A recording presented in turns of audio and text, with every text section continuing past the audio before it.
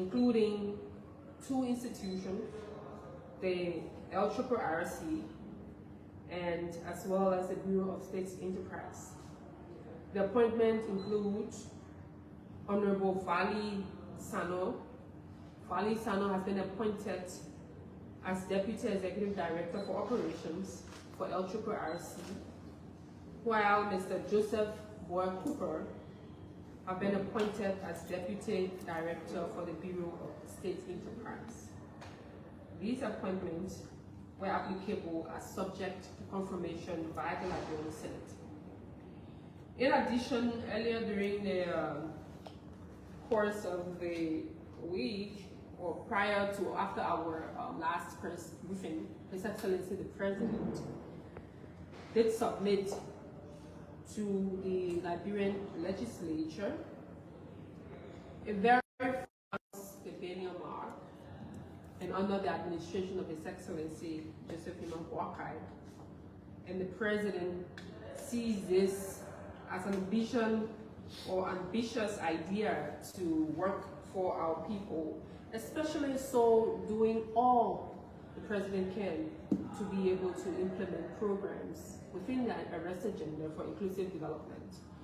So the 2026 budget that was submitted by the President through the Minister of Finance, Development Planning is currently before the National Legislature and is expected to be deliberated on.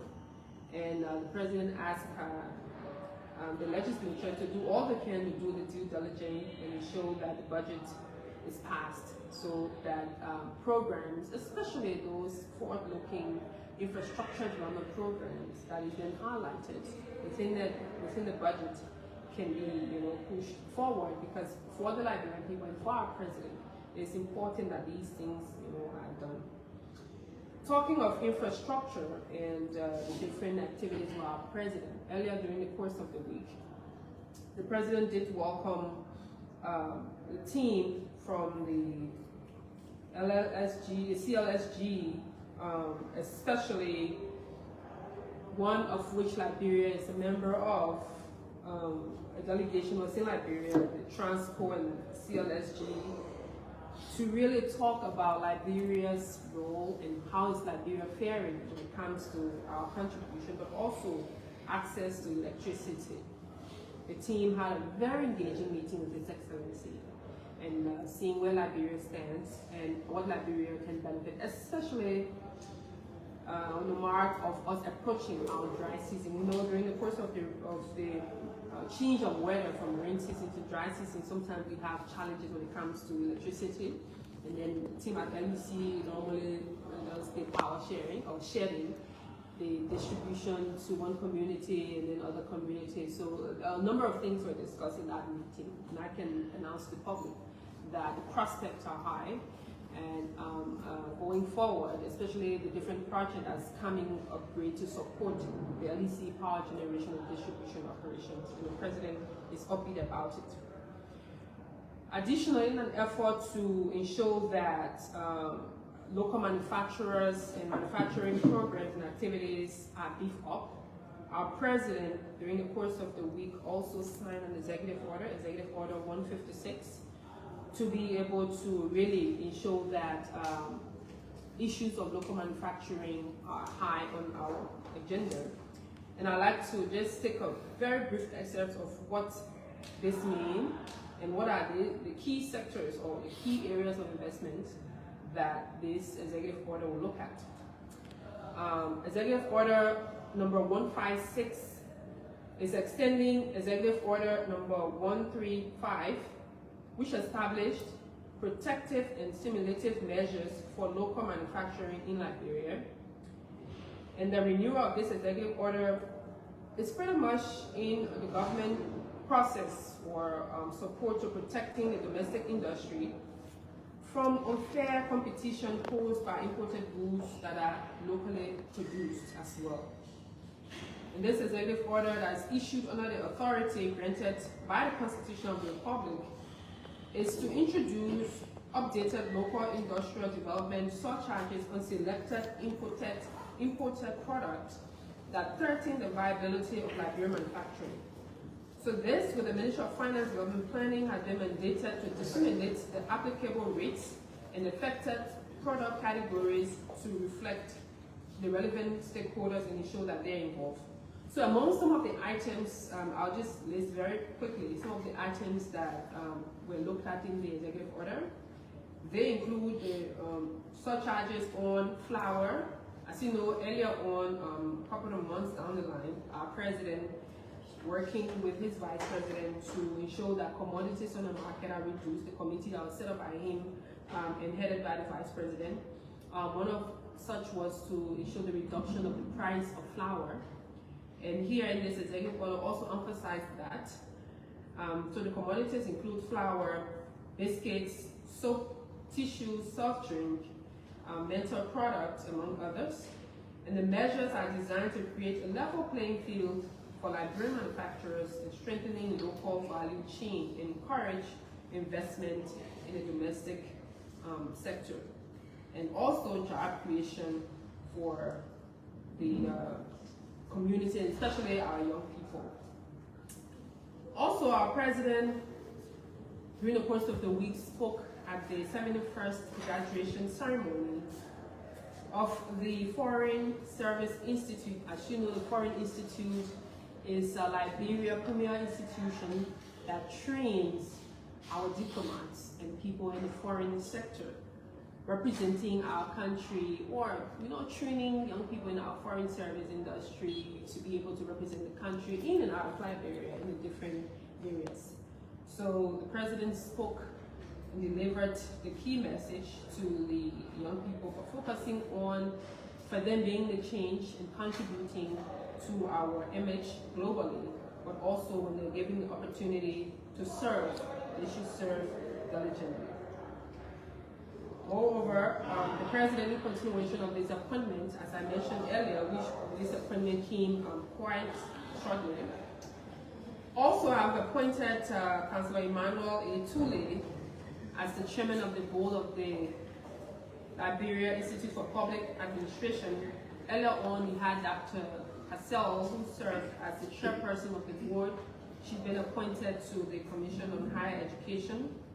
Dr. Henry Topa also is now chairing the board of directors of CARI, as well as the reactivation of the National Bureau of Veteran Affairs. He reactivated it by appointing leadership inclusive of Attorney Major Jackson Walu, Director General, Major Fred Isaac Smith, Deputy Director General for Administration, and First Lieutenant Isaac T. Wallace, Deputy Director General for Veteran Affairs. It's been, as I mentioned, a very active time for His Excellency. He was also paid courtesy visit by the ECOWAS Court of Justice, especially the President, Honorable Justice Ricardo Claudio Monteiro Clogav. I hope I got the name right. Quite a tongue-twisting name. However, the visit was marked by our president giving update on his work on the rule of law and the justice area, and seeing the support he's been giving to especially the team at the Office of the War and Economic Crime Court, but more so how ECOWAS can support our justice efforts, how ECOWAS can support the different work countries doing on the line of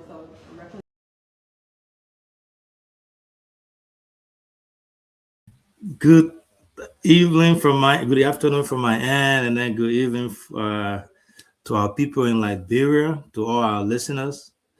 We're excited to be back again on BKS TV. Today is going to be more of a conversation, a teaching moment from one of our veterans, one of the notable sons of Nema County, someone that we all admire and look up to, a business guru who has a lot to teach us here tonight and talk to us about tonight. So it's going to be a really good show. We'll be hosting Prince Howard tonight, the king. He's already in the back. He's going to be joining us here shortly. But as we can have it, we have all our other panelists who will be joining us here too soon. Say with him at the beginning, welcome to the show. Thank you.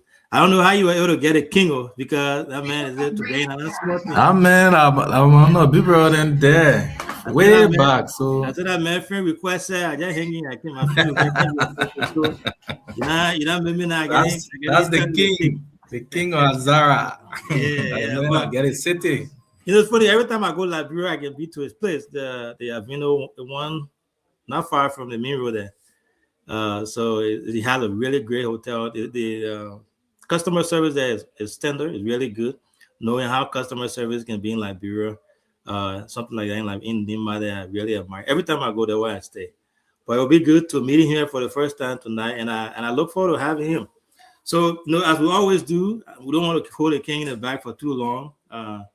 So, what's on your mind? I'll give you 1 minute there to share that, and I'll bring him on, and we'll start the conversation because I've been reading a lot about him. I've been reading all his posts. I listened to his video, and I was intrigued about the messaging and everything. So, I'm excited to host him tonight. So, what's on your mind, my man? What you got tonight? Yeah, well, basically, I mean, we have I know tonight will be a firing show, so the king is already here, so we anticipate to have a very firing show. What is happening I'm in in our studio. I'm in county. studio recording. We anticipate to get his side, the story, and he's an experienced businessman coming all in Ganta from his humble beginning to where he is now. And I actually felt impressed when he made that position of recent because there are many people now in the country, their entire life now is fancy. They don't want to say the truth. The only reason is because most time they join people, because they follow people because of the. Can you please do it for me? Yeah, because of what they can get from that person. But he's an independent person, a vast, experienced businessman. That's what we need for our society because if we don't create a platform for people to say what they have to say, when people are doing it wrong, they won't know that they are doing it wrong. So that also injure our society. So I think when he come, we'll ask him some of those questions, regarding the business climate, the environment for which he's there, how he's surviving among, that kind of environment that we have. So to be a successful businessman at this point in Liberia and being your own, somebody from Nima is impressive. Like you said, one of the hotels in the counties, he got a very good hotel, very, very Yeah. good. I think he even hosted, I think if I'm not mistaken, he hosted president as well. So, I mean, he have a very good, I know it's a reservation or whatsoever. I know it's reservation or what. So it's good. So it's a pleasure to be joined by the king tonight. Thank you. Thank you, thank you. You are the king time. So, gentlemen, welcome to the show, Cyrus and the Luscious. You're welcome. We are hosting Prince Howard, a son of Nema County, a permanent son of Liberia, I would say, and a prominent businessman that has inspired a lot of people. So, King, welcome to the show. My name is Alvin. I'm the owner of BKS TV. I know you probably heard about us. So, welcome to the show. I'll give you 2 minutes to introduce yourself. Say hi to our audience. This show is being relayed on Voice of Tapeta and BKS Radio in Bouillon. So we have our folks in Nima there listening to you as well. So welcome, King. Thank you very much. Let me say good afternoon, good evening, or good morning, depending on your location. I'm the Royal King Azara, the Yigwe Buru Buru, the king without borders, the king without limits. And it's actually good joining you guys tonight that we discuss a nation, a only place we call home, the only place that nobody can deport any of us from. So the only way we can get this place, to be a better place, till we all work collectively together to get that done, because no one individual can do it alone. And we need to do it based on transparency. We need to do it based on patriotism. We need to do it based on what nationalism. But actually, it's nice joining you guys tonight. It is my pleasure meeting, young people like you. that we always sit on the platform, not negatively to discuss our nation, but to discuss positive things, that will make sure to get our nation better. And this is what make we the Nibarians great. So you want to visit Mississippi in Liberia? Outside of America, come to Nima. You're going to see that. Thank you. Thank you. Thank you so much. Like I said, you probably heard me from the back there. What we do on this show, we learn, we have conversation, we share ideas. Intellectually, we agree, we disagree. We have our various panelists here. We usually take rounds and we ask questions. Well, before we do that, though, you are our guest, so we do everything to give you the platform. We have folks who are following.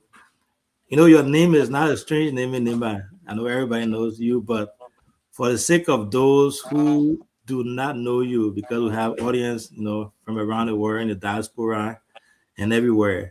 If you don't mind, please take a few minutes of your time to introduce yourself. Tell people who you are, your maybe academic background, where you're from, what you do now, maybe a little bit about your business, something very brief. Okay, I'm Prince P.S. Howard, commonly known as the King Azara, the CEO and founder of the Avino Hotel Incorporated, CEO and founder of the Renaissance Architecture Construction Engineering, RACE, and also the board chair of the 4K Africa. And we also work at the YDK Edigan House, where we are involved into garment productions and other things. But hospitality is our key business. And if you see today that the skyline of Ganta change, and today there are a lot of Nibarians that are investing into Nima. We are the one who initiated that. Because at first, our people used to have that kind of negative belief that, if you are indigenous from Nima and then you do massive development, perhaps people are going to get rid of you, people will wait you. This is the 21st century. Those myths we need to clear out of our head. Because if you are a business person, you're not thinking like the other people. You don't expect, when the less business people can think that way. If you just sit to where you are right now and just believe that I'm a witch, automatically your hair will start to pin you, because anything your mind calculates, it processes it and it have negative impact on your body. So this is who I am. And then we are here holding Nima and we are here holding Liberia for you people, trying to make the ground better. And we actually invest more into tourism, because you see tourism in terms of employment, because I have a background in tourism, got an advanced degree at the Harbin University of Commerce into tourism. This is why you see we are unbeatable into the tourist sector.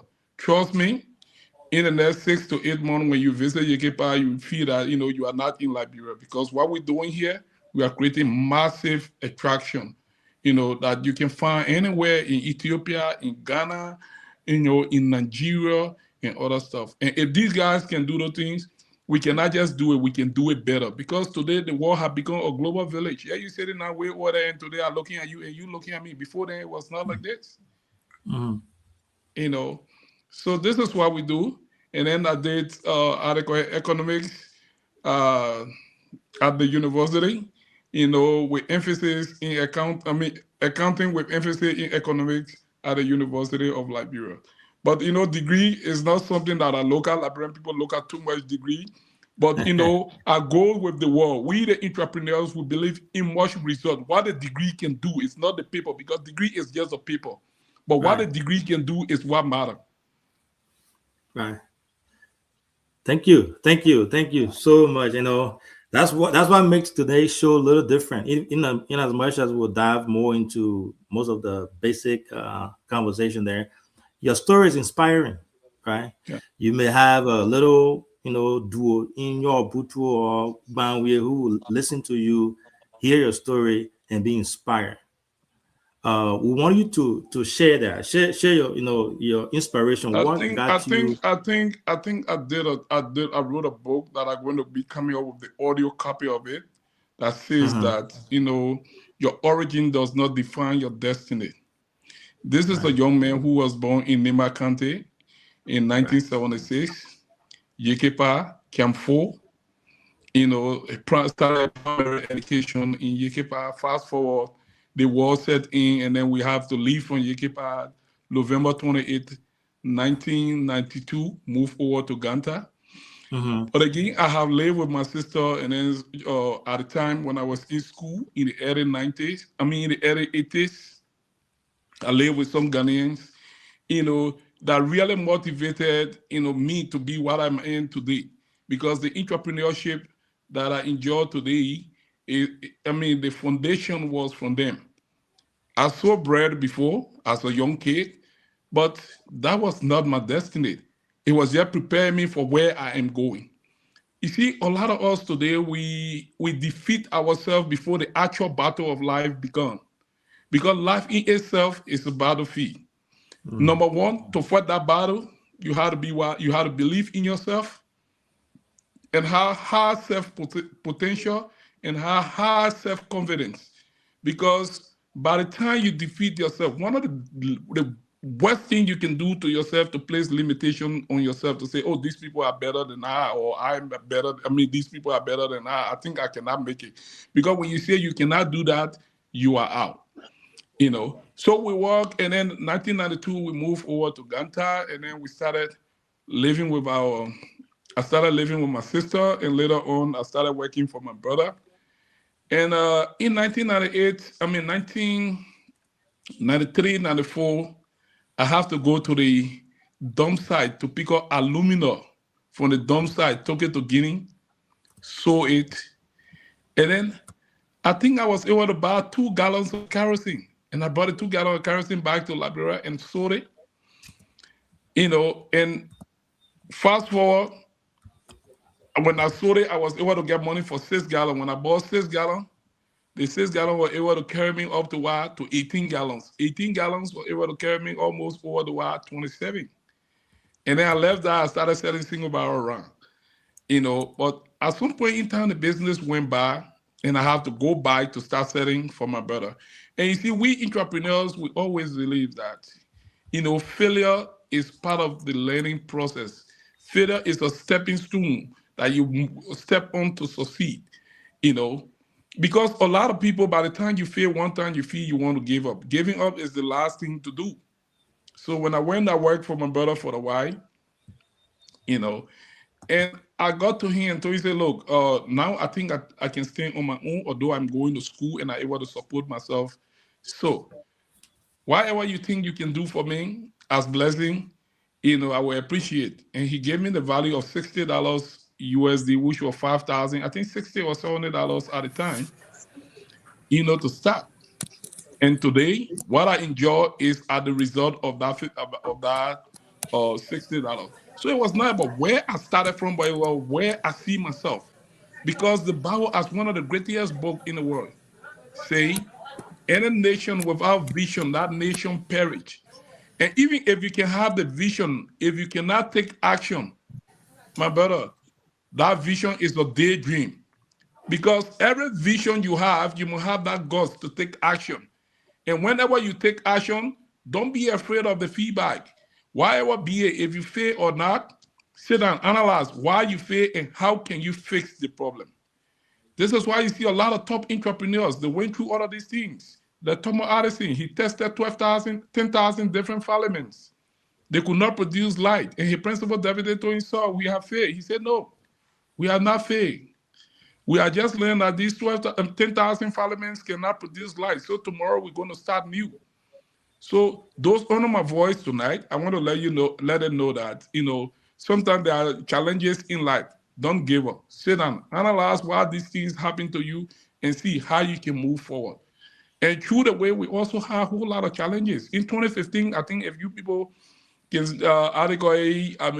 can really refresh on that, when all of my property got burned in Ganta, I did not give up. I did not look at the situation because there will always be a situation. There will always be obstacles. There will always be problem. When the problem exists, we saw it. We say, yeah, there is a problem. There is an obstacle. How can I solve this?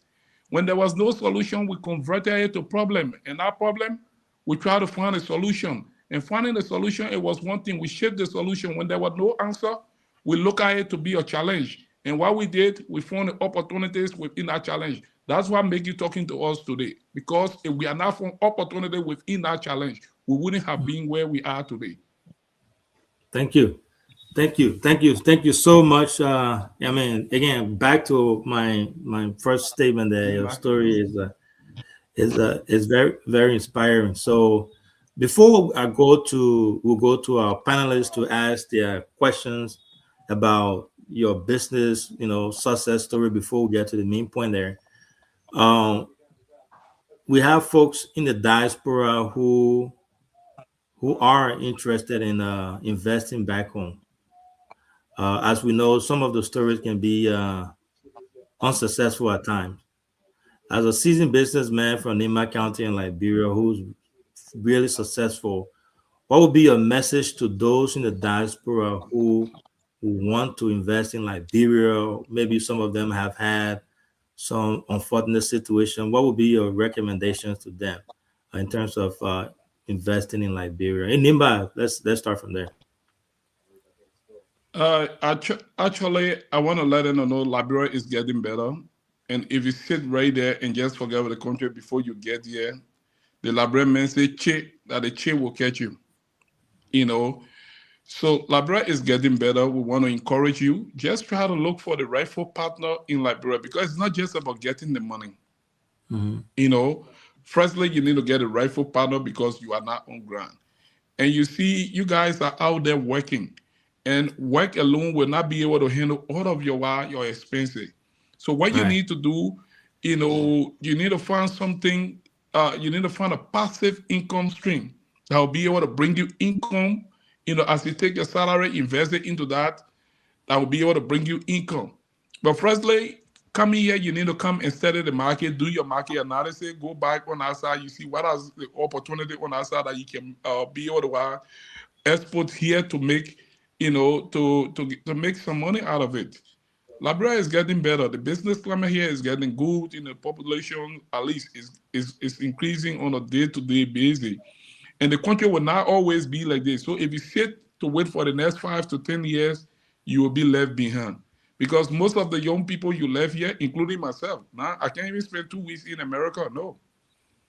Because at least I have built a very strong, income, cash flow system, that I can sit anywhere and be able to manage. But with that, I do believe that I have to be here because I'm the vision bearer. The people who are there, they want to sit there and focus on salaries, So, but I try to create other kings that will come after me. But a lot of them don't understand it. They only focus on the salary issue. We know that a lot of you have been having a whole lot of bad experiences here. Right. And then some of the experiences, it came about because of our bloodline. You believe in your family, there's somebody who could deliver for you. So what are you looking for? You want someone who can deliver, someone who will give you result. So that man can even be from Guinea. As a matter of fact, he can give you result. Man, set up a business, let him be able to focus on it. Because if you trust your brothers and sisters, some of these people, you give them money to build your houses here. And while you came, you saw here, it was complete frustration. And people do believe that you live in America and you pick money from the ground. No. A lot of you don't even sleep at your houses. Mm-hmm. While you're going out, your wife is coming in. While your wife is coming in, you are going out. So because cash one loss, you cannot get it back, my brother. Because if it's something you can get, if you get that cash, you have to build on it and then move forward. You see? So we need to be wise in how we invest in Liberia. Look for the rightful people when you get on ground. We entrepreneurs always believe that if you want to do your best in whatever you are doing, always consult with the expert. He will give you his expertise and his consultancy, and you will take the glory and make the profit at the end of the day. Thank you. Thank you so much, King. As expected, we knew the show was going to be just like this, educational and inspiring as it has been so far. Now I will try to go to our other panelists here to ask questions, a few questions, and this question will be based on your business interval, your business experience. But you wrote a letter, an open letter to the president of Liberia, and I think the title of this is "Electricity Must Be a Right, Not a Privilege." And recently, you also spoke at an event. We also have the video here and talked about electricity. We'll talk to that. That's exactly why we actually brought you on here tonight. But being a businessman, we can't bring you here and then we don't learn from you. We don't get the inspiration from you when it comes to the business aspect of it. So that's why we are asking you these business-minded questions, business-related questions. So I'll go to my colleagues. They'll ask you a few questions, and then from there we'll jump into the actual discussion. So, Siawete, Yeah, it's up to you. I don't think it's a bad thing that you ask this question, because even the book, the greatest book of the world, they call the Bible, it says, "Seek, ye shall find; ask, you shall be what given." So it was not a wrong thing. Like you see, Elon Musk today, before he can come up with that first step principle, he asked. He needed to launch rocket to space. Right. We always need to seek mentor in our life, people who inspire us. Whatever you're doing, if you're a journalist, seek mentorship. Who is your mentor? Who are those that inspire you? Like people like Elon Musk, you look at people like Napoleon Hills, although I haven't seen them, but I read about them. People like Robert Kiyosaki, I haven't seen them, but I read about them. Those are people who inspire me. So the challenges are not mine, because I've learned from the challenges, and then whatever the challenge is, it won't be of challenge to me, because they are already taught me how to grow out of their challenges. Like Kiyosaki, where he started from nowhere, and he and his wife, they started to invest into real estate. But at the time when they never have financial literacy, because you see, a lot of us, we go to school, but school does not teach us financial literacy. No. And then at the end of the day, those who are not financially literate, they are caught up in the rat race. They go after just the paycheck after paycheck, and then they will move over to debt after debt, because they feel that there's a paycheck that's coming. No. But after they learn from that, at the end of the day, what they started to do? They started to invest. And they were not just investing, they were investing into real estate. They were working as they earn money. They diverted their salary. They didn't do it as a normal man. They thought like entrepreneur. They thought, like someone who is financially literate. They diverted their salary into investment, and that investment brought money, and it brought luxury. But today, you and I, we buy expensive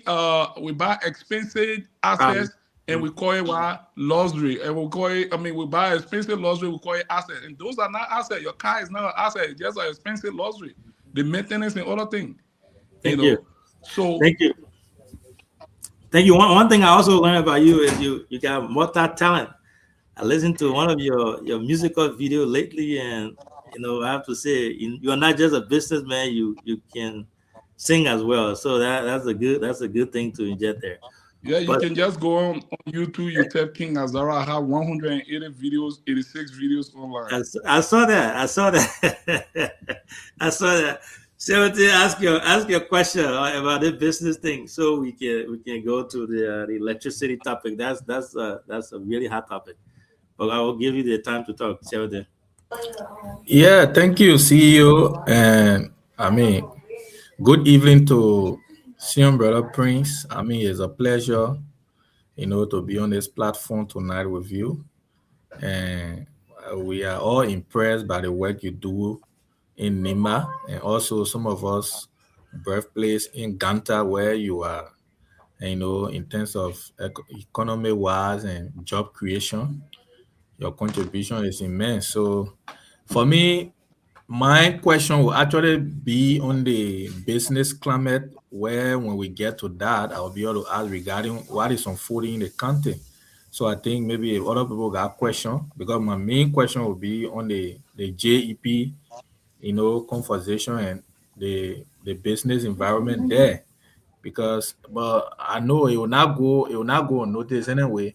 I want to ask, because what are the current, because I know you used to be either with Liba. What's the current position of Liba, and what's the contribution of Liba currently in terms of business empowerment and all of that? Aliba. Actually, I serve as the vice president of the Liberian Business Association, LIBA, at the national level. And then LIBA, basically, we focus on advocacy, which, of course, these few days I've already started one because we feel that our businesses are being exploited. They are not being a plain field where, people are given the opportunities to be able to do fair business, and which, of course, we feel that it's a kind of injustice, because Liberia belongs to every one of us, and we all have equal rights in Liberia. So, and secondly, we focus on capacity building, where, we want to work along with a lot of businesses, because most of the people who got into business, they are not entrepreneurs. They didn't go to any formal business school, to know the institute of business. So we work along with these people, set up a business incubator where we be able to help, organize training to train our people, And then two, tele, access to financing, where, we're able to work along with national government and other financial institutions to make sure that our people get long-term loan. It's just that, unfortunately, loan in our country, the time is very short. As such, it poses a whole lot of challenges to our people. And but again, howbeit, this is where we find ourselves. When it's not challenging, it doesn't worth doing. So we always try to keep it going. And then the fourth is about networking. Like today, I have joined a new network and I met new people. And I think it's good that a lot of you know us as well.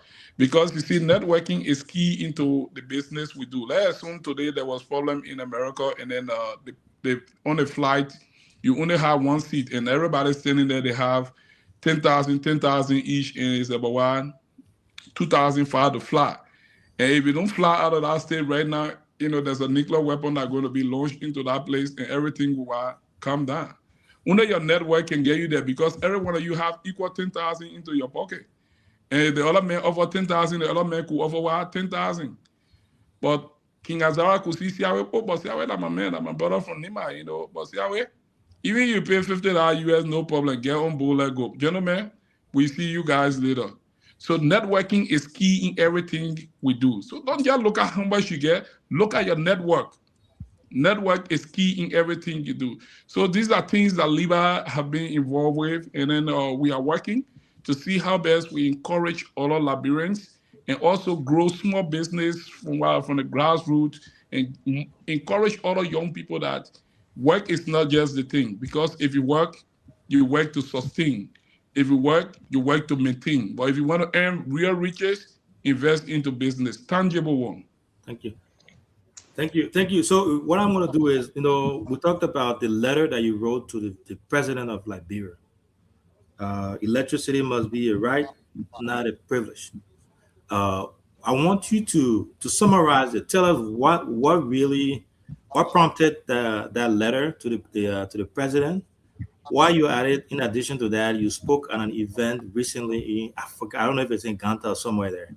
Where is at Yasnon. I think we have one of our brothers from the States who have come to Liberia to invest into health. And you see, health is key in every nation. Right. Even if I'm to talk to you on the phone today with all the energy, it's because tonight I feel good. Mm-hmm.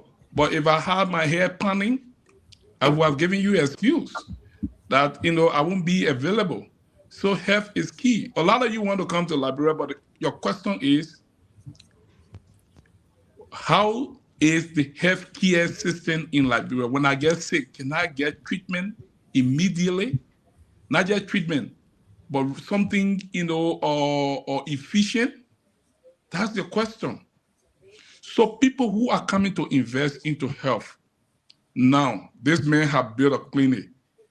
You go, and this man need electricity. In the 21st century, we cannot live without electricity. Today, if we should be online is because of our energy. So we cannot live without electricity. And this man want to connect because even in laboratory, most of the lab equipment, people are not using a manual, or microscope. People are using, electronic microscope, something that, transfer the information or, through power. So if this man having to apply to a public utility, and then you charging this man $27,260 USD. And what's the name of For that that public piece- utility? What's the name of the company? It's LEC stroke JEP, that is the service provider. But the service was subleased to JEP through LEC. Okay. And you get LERC, who is the regulator. So it means there's a whole corrupt cartel that is set up because there are some politicians that are benefiting from that. So they gave a blind eye to it. And this thing going to shy away investors who coming into the country to invest, looking at it to be like in America or Africa and other places, communities that are not developed. My brother, people take power and water to those places and they give free meters. So electricity, what I was saying, electricity is, is not a luxury that only a few or the well-off or the elite should be able to benefit from. It should be something that is accessible, affordable, and available for the people. But if you make it that way, then mean the poor man who earning 5,000 liberty a month, you're telling him not to get electricity. You charge these people $50 for meter. You charge them $25 for connection fee. And if the man has 3 horses in a yard and he bought a single meter, he decided to extend power to a house, you go and cut it off, you say it is third party. And you charge that man $400. Who all of those money goes to? And for your maintenance and expansion, you also charge $1.50 every month on every current. Our people are purchasing. Then you say they are self-charge. Who's supposed to pay your expansion or fees? You are the service provider. But because people have been mute, because we all are interrelated, and we don't look at relationship and give a blind eye to speak, we are not speaking like politicians. We are speaking like patriots. Not because the other people are afraid to speak. No. My brother, those are wrong. It is not only happening in Uganda, in Monrovia, the same thing. And trust me, if you come to Uganda today and you want current, or you go to Monrovia today, you want current, you have to pay a certain amount. And government is also benefiting from the current because they get 12% GST. Every month, about almost like 4,500 current. Take 10%, 12% out of that 10, or 4,500 or $4,000 current. Government is earning almost $450 or $500 from every current that I buy monthly. Is that not sufficient enough? And even with all of the money you're taking from the population, you have street city like Ganta, commercial city like Ganta, my brother. No current in the street. Would it because I spoke the few days, people have to send power? Sometimes some of these things will shift blame on president. No, the president cannot be everywhere at all time, my brother. Donald Trump is not everywhere at all time. But he gave people responsibility, and these people are responsible enough because they feel that they are public servants and they need to serve the people honestly. But on the contrary, King, let me inject it real quick. You made a comment. I want you to clarify that. You said something about there are some politicians who are benefiting from this. That's why they are turning their blind eyes to the situation. I mean, that's huge. But you think if some politician or some people were not benefiting from it in between the line, they will not make effort? Do you care naming some of them that you know of? Some of the politicians you think are... No, I just speaking from experience. I cannot name anyone to you. Okay. You do your investigations and see why it is. But I'm just speaking out to draw their attention to that, because this advocacy is not something we're going to rest with. Mm-hmm. You know, I'm just waiting after 1 week. If we cannot hear from the president, I'm calling on the people of Nima, the people of Ganta, the people of Mosurado. Today, I just spoke with the chairman of Patel, in person of Dominic Nimle. And I think today they organized a press conference on the same thing, because everyone is affected. My brother, if you come here, you buy your house in Monrovia, get ready. Don't feel that America or Africa or Ghana. Get ready to pay for pole to take current to your house. Yeah. Infrastructure that eventually become property of the service provider. But you pay the 27,000, or you pay the 10,000, you pay the 15,000, and they benefit from it. That is not a fair business practice. And Liberia is no different from any other nation. We all have to speak it out, and you guys have to join me on this campaign, but that will be non-political. Because for me, I don't speak politics. I speak reality. A level, whoever that is hearing it and sitting under my voice today, if you are part of that cartel, get to know that, you know, your heart's going to be heated up. Thank you. Thank you. You know, you are a powerful voice. I mean, you are a powerful voice, and I think you are the right advocate for this type of thing. And I can assure you that we are in this advocacy with you as well, because our people deserve it. Our people deserve that privilege, you know, that right to have right to electricity. And I would want you people to contact the managing director of our LEC to find out from him why these things are happening. Yeah.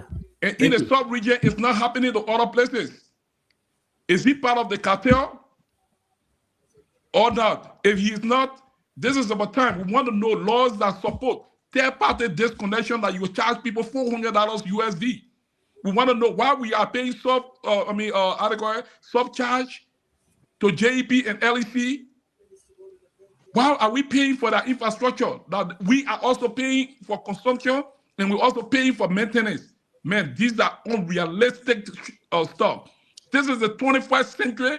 We need to start thinking differently. Where do we have to carry money that we want to exploit the poor people, deny them of their right? Electricity is not a privilege, it's a right. And each and everybody deserve to have access to it. So if President Baka is even following me tonight, I know what he can do.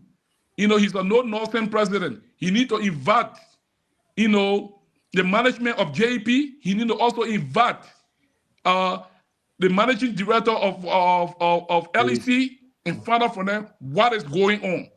The common people are suffering. They don't have money. Don't add insult to their injury. Thank you. Thank you. The common people are suffering. Do not add insult to their injury. Our people deserve better. It's their right. It's not just a privilege. Your letter is in. I saw it on Front Page Africa today. So that tells you your advocacy is not just in Nimba; it's going across the world. So hopefully, our leaders will listen, and they'll heed to our call. But I will stop. What's his name? Aloysius. Up to you. If you have, we'll give you 2 minutes to ask the king your question regarding either the business or this electricity situation that is going on. 2 minutes. Okay. Thank you so much, King Azara. And I'm so to admit, I'm impressed by your resilience. I said here in Des Moines, Iowa, a couple of years back, when I saw your building, you know, on fire. And before then, I've seen the building, and I mean, everybody, we all were so happy. But few years later or months later, to see that building on fire, it was heartbreaking. And I'm so glad because Liberian believe in this crab mentality that no Liberian man should succeed. My brother, while keeping Africa back, there are 3 different factors: religion, culture, and politics. So yeah, you're right. And so I'm so glad today that your building is standing strong, and you yourself, you know, are standing so strong, even I guess stronger than before. I'm impressed by that. And I listened to your, you know, encouragement for people who are living diaspora to come to Liberia, and which is completely encouraging. But there are a lot of challenges that we face here. Some people want to invest in Liberia, and one of the things that people are encountering is the issue of land sale in Liberia. If you live in America here, you got to understand that you will know you know somebody who have been affected by the land sale, or somebody who knows somebody who is affected by the land sale. So you talk to one person here, they will tell you that, yeah, I know somebody, oh, it happened to me. And when the case goes to court, sometimes they delay. Government is not doing anything about it.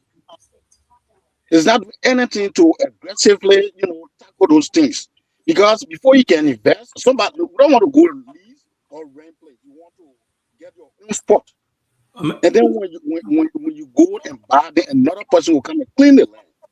And then you have to go to court. And before going to court, but then probably you are already given money to your contractor to start your project. Now you're going to court the money with the contractor. And to start your project, when they stop that project, the case is not finishing as quick as it's supposed to. But then you cannot get your money back to the contractor. But then the frustration you live with that frustration, some all run away from Liberia and come back to America with frustration.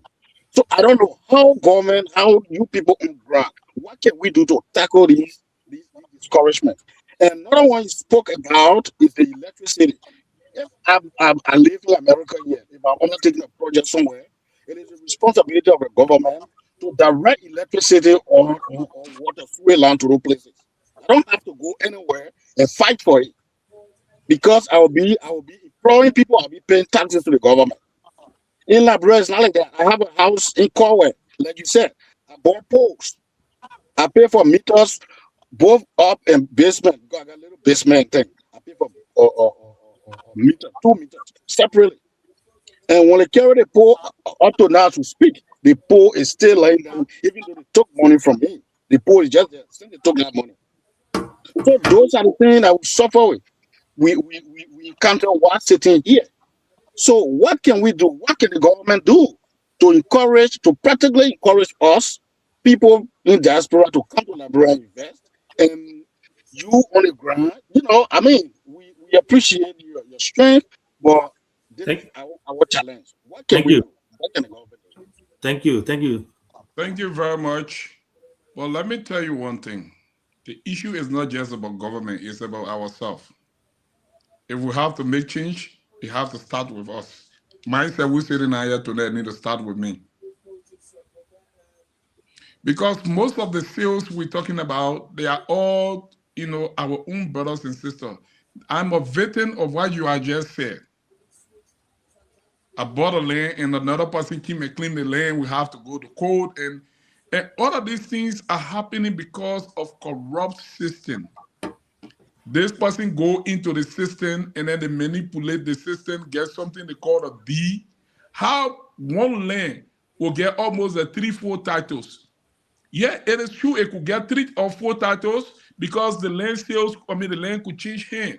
I bought the land, I sold it to you. But maybe, unfortunately, mistakenly, you did not claim the land deed from the person you bought it from, and still had a copy of that deed. And that person having to pass. Then the person's son or the mother or some member of that family that knew about that land, they go and take that deed, coming to claim that land from you with no remorse. You see? But again, government also has to play a role, because whenever there's problem, you always need to sit down. What's the source of the problem? What's the cause of the problem? And how can this problem be solved? If you cannot sit to analyze the cause of the problem, you will not find a solution. And our judiciary system too is challenging, my brother. Those are some of the places that we face some huge challenges. So we all need those kind of reform. We need to refine our thinking, and then our judiciary system is something that we need to overhaul. And Those policies that we keep making new policies, putting them on book, but the ones that are there, we are not implementing them efficiently. You see that? And I do pay to your situation. If you have been one of the victims of LEC, today you get your pull. Because there are some people who have been in our system for HO. They are just there. That is their work. They get their money. They are not responsible enough to be able to deliver to you. It takes you years to get current connected to your house. So we're talking about country that yearn for development. We talk about country that yearn for change. My brother, change comes with pain. As I'm talking to you tonight, a lot of people don't want to hear me. A lot of people feel that, I'm going after their brothers or their friend. Who you call brother? Any corrupt man is not my brother. It's not my friend. My brother, we have to do the right thing if we want Liberia to be better. We have to do the right thing if we want change. Because change is a game that comes without pain. If you want to make change, let me say America is better today because the people didn't struggle. Let me tell you one thing, brother. Those who brought change to America today, it was not everybody. Even today, for you, the black man, to sit in car with the white man, Martin Luther King took the bullet for that. He spoke the word, but people did not listen. But after he took the bullet, it was when people got to realize, when the black race woke up. So we have to wake up against these things and speak without fear. And on our platform, these are messages we have to spread every day. Things that affect us. Let people come and give their story. Let people come and give their experience. And we all make sure. Trust me, I believe in you guys, and I know what I can do. Get the LEC managing director on this platform, asking, even put me on. Thank you. Thank you so much, King. Very, very insightful, as I keep saying. So for you, you really, don't have to do what you're doing, but you are doing it because of our people. Genuine. No, I can afford to buy a pole now. That's what I'm saying. Now. So I bought transformer before for $9,000 from LEC directly. But you're speaking for the I planted at my place, and they came after in no time. They started hooking other people to my transformer. I already paid. That's my property. And one of the things, they sell the meter to you. They say the meter is not yours. You say the man buy. Are you leasing to me or are you selling to me with receipt? Then you say it is your property. Yeah. Man, let me tell you one thing. Schooling and learning, they are two different things. You can go to school and you are not learning. Easy, yeah, obviously, yeah. So with this type of advocacy, very, very interesting advocacy, something that we all, again, on the show, we are vouched to support you. Let us know however we can help when it comes to the media or anything. We are here for you. We're here to support you. Now, what's your end game? The only support I want from you, the key players, call them on your platform. Okay. So that we all can sit to this and we pose questions to them.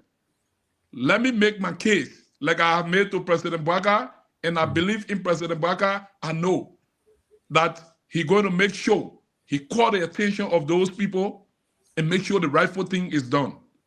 Right. So, like I said, every advocacy has some type of guideline, right? What's your end game? What are you looking to accomplish? What would be something that when you say, yes, I think I'm satisfied. What I hope to achieve is, if government looking at electricity as public utility, take responsibility, like you see with him and letter there that reference Ghana, Uganda, and other African countries. Mm-hmm.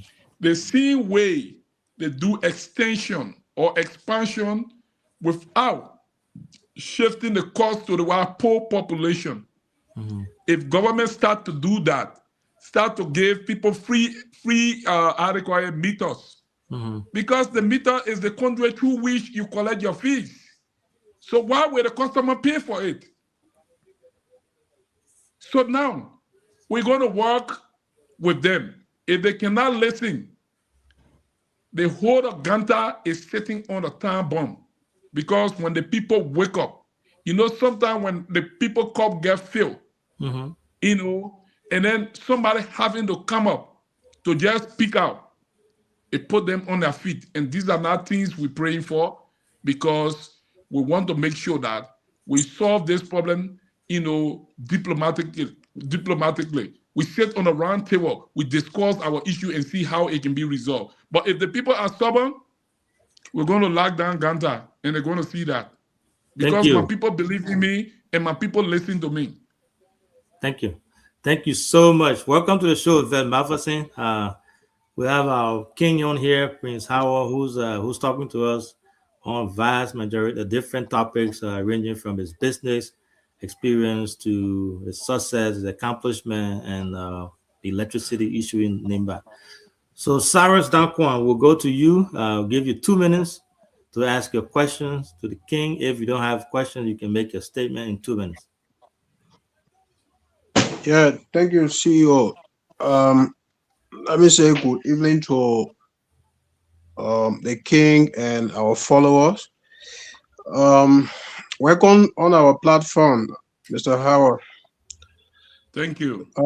I follow your recent advocacy regarding this LEC JEP stuff in Nimba, and I support the advocacy. I support the idea. I live in Rwanda. I understand what privatization is, and people are just taking advantage of our people in Nimba, and it hurts me. It hurts me deeply. Here, the essence for privatization is for the people, the ordinary people, to have efficient and affordable service. But in Liberia, people do it for profit making. In Ganta, it is even discouraging that people will be supplying electricity, but the electricity is not in the street, only on horses to people's homes and things.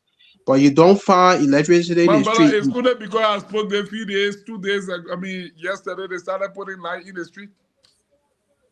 Exactly. Yeah, I live Ganta. I live Ganta for a couple of times, and I know the situation. And when you say some politicians are behind this, because all of them are benefiting, I agree with you on that. But I think part of your recommendation for this advocacy should be the the contract between JEP and LEC should be terminated, because one of the things I keep asking myself, some of us want to join this conversation, but you see, Liberia, the wickedness in our country is growing up on a daily basis. I ask myself, what if you begin to advocate against those guys? They are technicians, they know what to do. Some of the questions that run to mind is, what if the potential in your wire and they bring your property down? Those guys are wicked, those guys are desperate.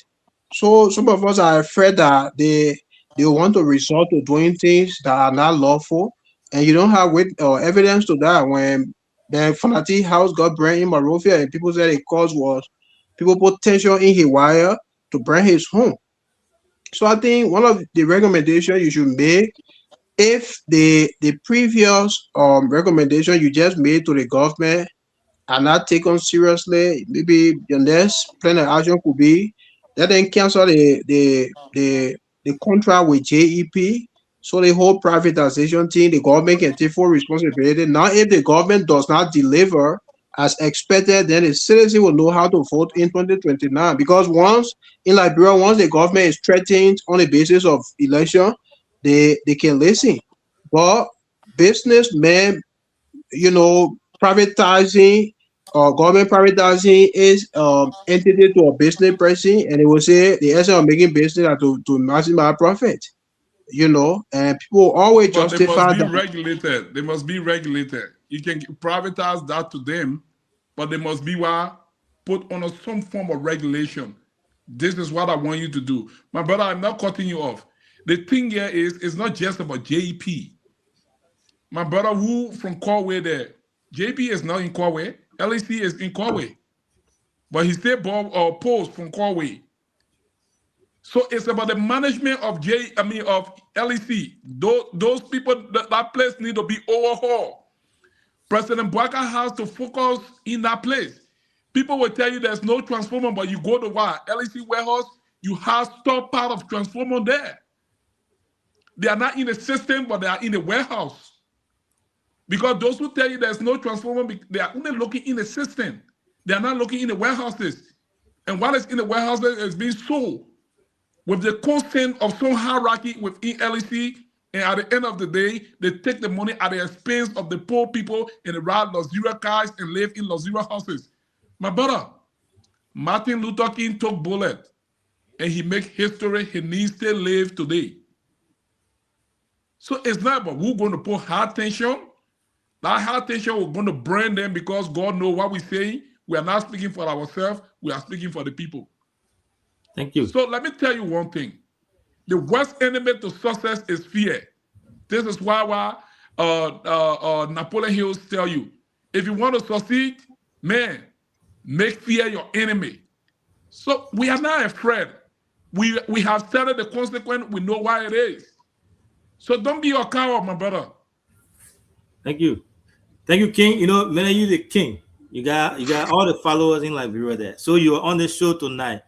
So we are asking you to please take your time and share the show. Let your followers then follow you, because this advocacy, I mean, it's a huge advocacy, right? We need people to listen, people to follow, Sure. and support us. So share, if you don't mind, share it on your page.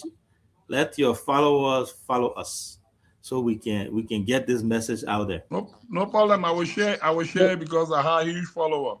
Yeah. Sure, can I ask my next question? Yeah, no, I just had to make Go that ahead. point. Yeah. So, Mr. Howard, the business community of Uganda for which you are a member support this advocacy entirely? Sure. Because it is not just Ganta. This is not about Ganta. When you heard me speaking, I was not just speaking about Ganta, but the entire nation. People support me from all across Liberia. And today, guess what? Community members got up tomorrow. They're going to Radio Kekema. They're going to Radio Kekema and they're going to VOG also tomorrow in the morning. Follow them. The people are telling me, look, we need to get out there. I said, no, let us, try diplomacy. If diplomacy cannot work, then we get into brutality. Thank you. Because of the language Liberian people can understand, and we know it will not degenerate into that. Hopefully we will handle it professionally. We will make sure we handle it professionally, and we exempt all pressure, and we will also seek all necessary means. Right the caucus, not just the caucus, right the upper house and right the lower house as well. And let me come in there, King. King, let me come in there. You just took this from my mouth. I was about to ask you this question.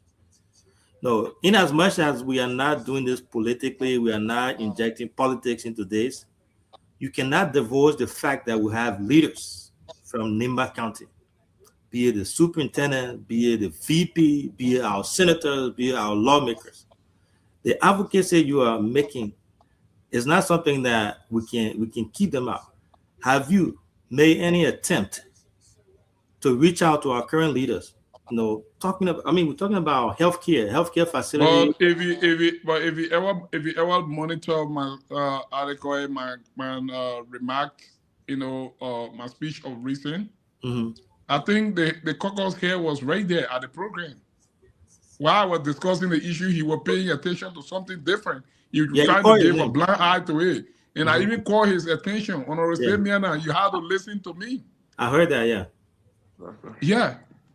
Because he's the head of the caucus. So if we discuss the issue, burning issue that is affecting the people, can you imagine a man take thousands of dollars from the United States, came to the village and say, look, I think I need to invest into health.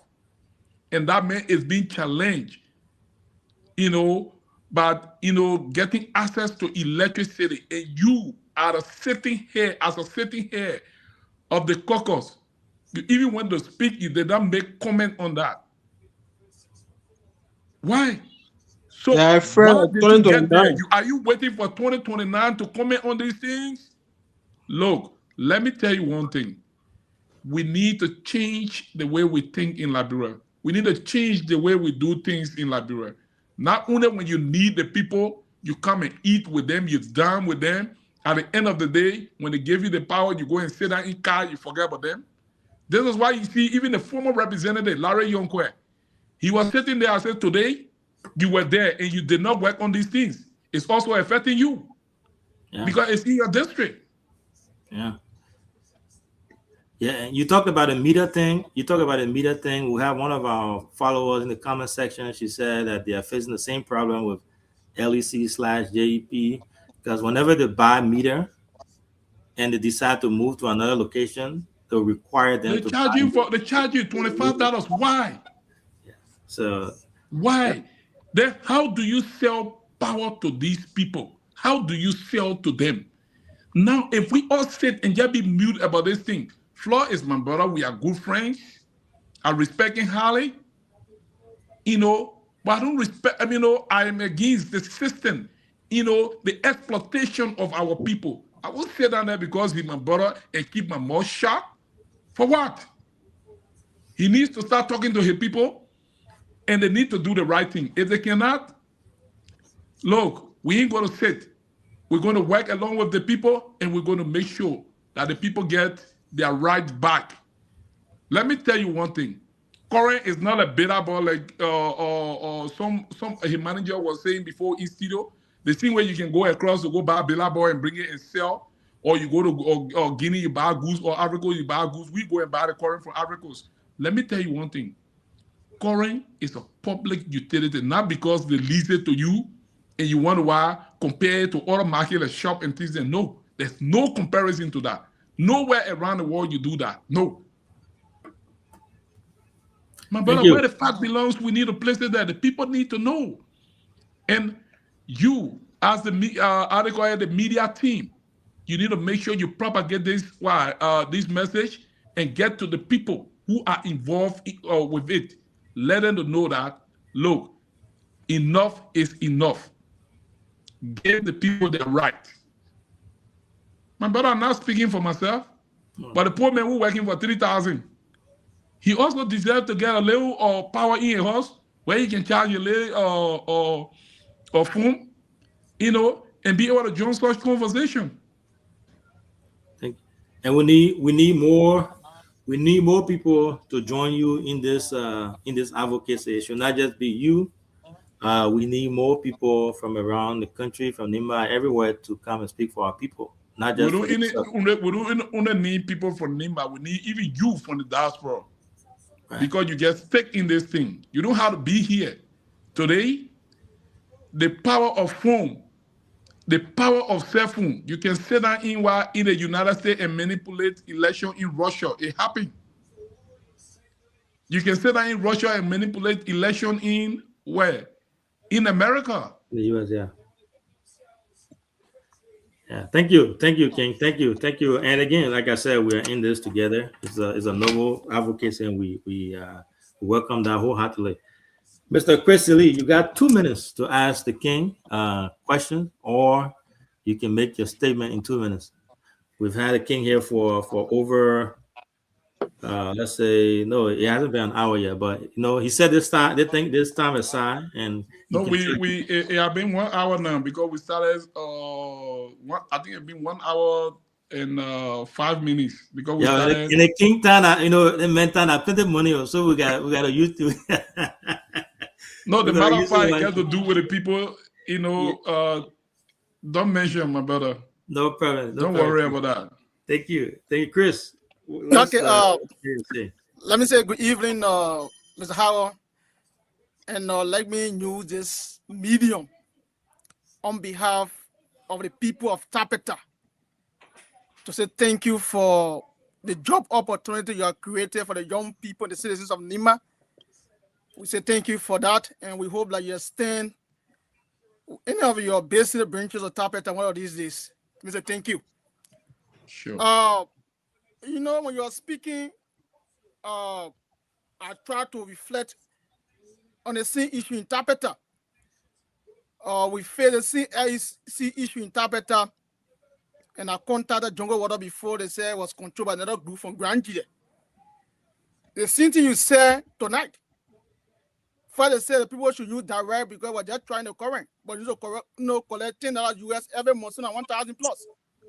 Sometimes the current will go home, so now whole 3 months. They will still be collecting the money. They will still be collecting the money when there's no current interpreter.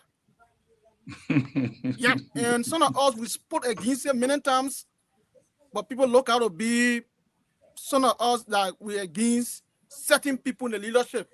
But thank you that you bring this issue up, and I can show you that the people of Tabata will stay with you in the advocacies, so our people can have access to AEC, because it's essential when it comes to living. They can have right. They can have right. Having access and no right is not something. They can have full right. Yeah. So I only have one question that will be done. Looking at the business climate in Liberia, and Nima County is no exception. Foreigners are taking over the business climate in Liberia. You serve the business community leadership leader. What you foresee in the next 15 years or 10 years that foreigners dominating the business system in our country? Let me become cashier, let me become accountant in our own country. What you see, because you've been trying outside there, you don't see this thing in other countries like China, in other areas, you don't see foreigner serving a cashier, other things in their own, foreign country. And in Liberia is going on. What you foresee? What's become of our people? Thank you. In reference to your question, what I foresee is not just Liberian getting out of business, but I foresee a lot of jobless Liberians, because the job some of the Lebanese guys are doing, to sit as cashier, Liberians could do those jobs. So young people coming from school, and then they are not afforded the opportunity to be able to exercise what they have learned or practice what they have learned. They're going to be out of job. And in reference to the same more question, today we have challenges also in that area of business, because to have a vibrant, economy, you need to create a very strong middle class, or to have a strong economy, you need to create a vibrant middle class. But if you have a country where you have the importer to be distributor, to be wholesaler and retailer, what's the middle effect around it? How do you create the middle class? The gap will be high. You just have the upper and the lower class, nothing like middle class. Because the same Lebanese people, some of them, like take for instance the Lebanese, the Indians, will not be xenophobic, but we're just trying to speak against bad business practices. Sati produced steroid. He also have branches where he take this steroid, he bring an Indian brother them, open shop for them, gave them those steroid at a certain rate. And these people, the rate he giving it to them at, he's not giving our same rate to our Liberians. He's not giving the same opportunity to our Liberian brothers. So at the end of the day, our brothers and sisters, we the business people, we cannot compete because of the kind of bad business practices. And these are things that the Ministry of Commerce need to speak on, that the government need to speak on. Because today, we are doing what we're doing. I'm making story building in Uganda because I work in Liberia, I make money, I get nowhere to carry, I must invest it in Liberia. But the Indian man, when he get it, he going to New Delhi. The Lebanese man, when he get it, he carrying it to Lebanon. So you see that? So, like other people will say, there are specific business set aside for Liberians. I don't want us to limit ourselves to those petty businesses, coal, water. No, we ourselves can go into industry. We can do better. But what we need is a plain fee, and is a fair business game. Not where somebody will be the producer, he also distributor, he wholesaler, he retailer. My brother, where in the world you see that? Only one country, Liberia. Thank you so much. Yeah, only in Liberia you see that. In Ghana, when you go to Ghana, if a foreigner open a business there, You must hire almost in a partnership with Ghanaian. Ghanaian, yeah. See, Before let me interject before the thing slip from my mind. I beg you. Just based on what he explained, you know, Mr. Howard, when you explain about competition in the business sector, the banking sector we have in the country, the LBDR, all of the other banks that give loan, they don't give loan to Liberian compared to the very Lebanese you're talking about. And I remember when I was in Ghana, I wish that I started my project. I've gone far with A, I have my D, everything. I went to LBDR, and LBDR is supposed to give loan to Liberian, especially on collateral basis. I went there. The man here told me plainly, he said the money the money is being taken by politicians. They can't clear everything and carry other business people. So how then do Liberian venture into business when the banks are not even entrusting us with cash?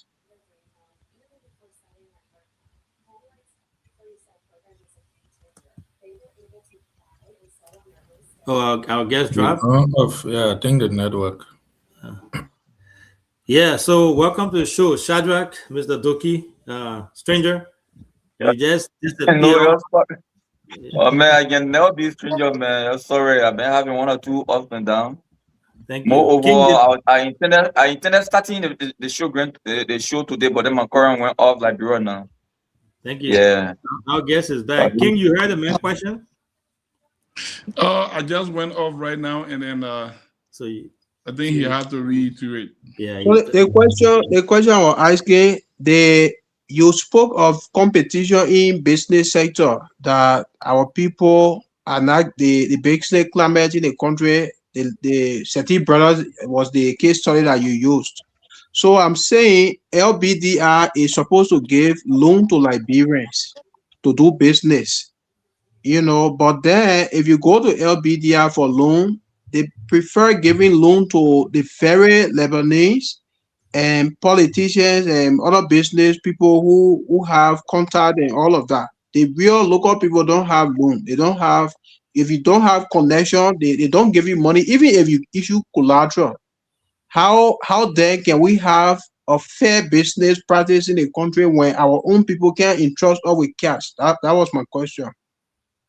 Okay, the issue about LBDI, you will know that the money LBDI working with is depositors' money. Such bank requires some form of subsidies from the government, or some form of deposit from the government, or some form of guarantee from the government to say that, oh, you can put this money in here and also be able to work along with our people, give them loan, you know, get a long-term loan. Myself, who's sitting here, you know, I have benefited from LBDI. I have benefited almost $2 million worth of loan from LBDI. You know, although it was challenging at some time to do, like even to make a comeback when my property got burnt, when the people burned my property in 2015, it was through LBDI that I was able to get some money to be able to pay, to be able to rebuild before I can start getting money from other sources, you know, to expand on what I have. Most of those financial institutions, the argument is government have to put in some money, you know, or give them some form of guarantee that, oh, if you give money to our people in case of our default and other things, we will be able to, you know, subsidize, or we'll be able to make sure that, you know, we work on that to see how we can balance stuff with you. So those are some of the fear of the bank. But notwithstanding, the bank herself too, she knows that she's there because we are here. So as much as they're going to support, you know, Lebanese or Indians, they will make sure they give Liberian the full support. It should not be selective. It needs to be across. Not because Prince Howard is a big businessman, so you gave him loan, and the other man down there who looking for 5,000 or 2,000 to do business, you deny him. That is not a fair business practice. It's wrong, my brother. These are things that we need to work on because we need to create more solid Liberian entrepreneurs. You know, like currently as I speak, I'm in Kenya doing business. You know, I have a shop in Kenya. I have a store in Kenya, and it is doing good. And my going to Kenya, I have not gone there just to look for money, because you see, education we're looking at, it is not just in the classroom.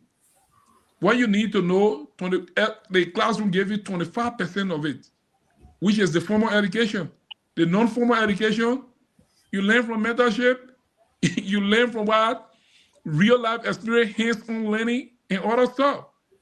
This is why you see most of the top entrepreneurs today that leads the world, they are not a doctorate degree people now who are going to go stay in classroom to start teaching, because those are people the system program, and you understand?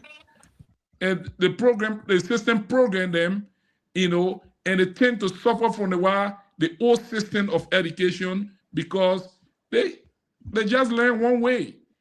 It's not of any disrespect to anybody, but that is reality. Most of the technology you and I enjoying today is not a highly educated people. No, that the guys in from the basement doing all of that, because the educational system did not train in that, whenever you fail, you on serious, or whenever you fail, you are stupid. No. It taught them that whenever you fail to learn. Sit down, analyze why you fail and how can you fix the problem. Thank you. Thank you so much. Thank you so much. For those of you that are joining, we are in conversation with Prince Howard, the king. He has been here for over an hour, I think 45 minutes. He's advocating for the electricity situation in Liberia. I know it's time. He just told us, as long as it has to do with his people, he will give us the time that we need, but we also have to be time conscious. So our next person will be DK. We'll go to Mr. White. But before we do that, though, Mr. Howard, I know I've asked you this question. I'll have to spin it another way. You think this advocacy that you are doing, something that we all should command and be part of, you think we can do this void of our county leadership? You think there's a need for these people to join us in this advocacy, what you are doing? We cannot do a vote of them. We will always get them involved. But if they give it a blind eye, it cannot still stop us. Because we are the people and we are the power to rediscover who we are. We will always feel they are. We give them the job. Mm-hmm. All right. Thank you. Thank you. The power of the people, the power belongs to us. So Mr. White, he disappeared. You see, the man saying that in Maryland, he having network problem. They imagine people that ain't like, or maybe that the LEC or the JEP thing giving out that. Maybe the man no current go off. The man want to pay for a meter. With Donald Trump, no, you don't want to pay for a meter. DK, man, unmute yourself and ask your question in under 2 minutes. Thank you. When somebody's calling, I'm on the phone. When they're calling or giving me information on the side, when I answer, I'm gone. So thank you, Mr. Howard. Thank you for coming. I think I know you. I interacted with you, but that you might not know me very well. But thank you for the development in our country. Thank you for everything you continue to do.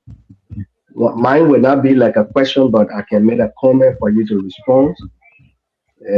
Your business in Ganta in particular is where most of your business across NEMA, let's say, across NEMA and Liberia, where government officials who even work with LEC, they're where those people come, interact, socialize, even spend time there.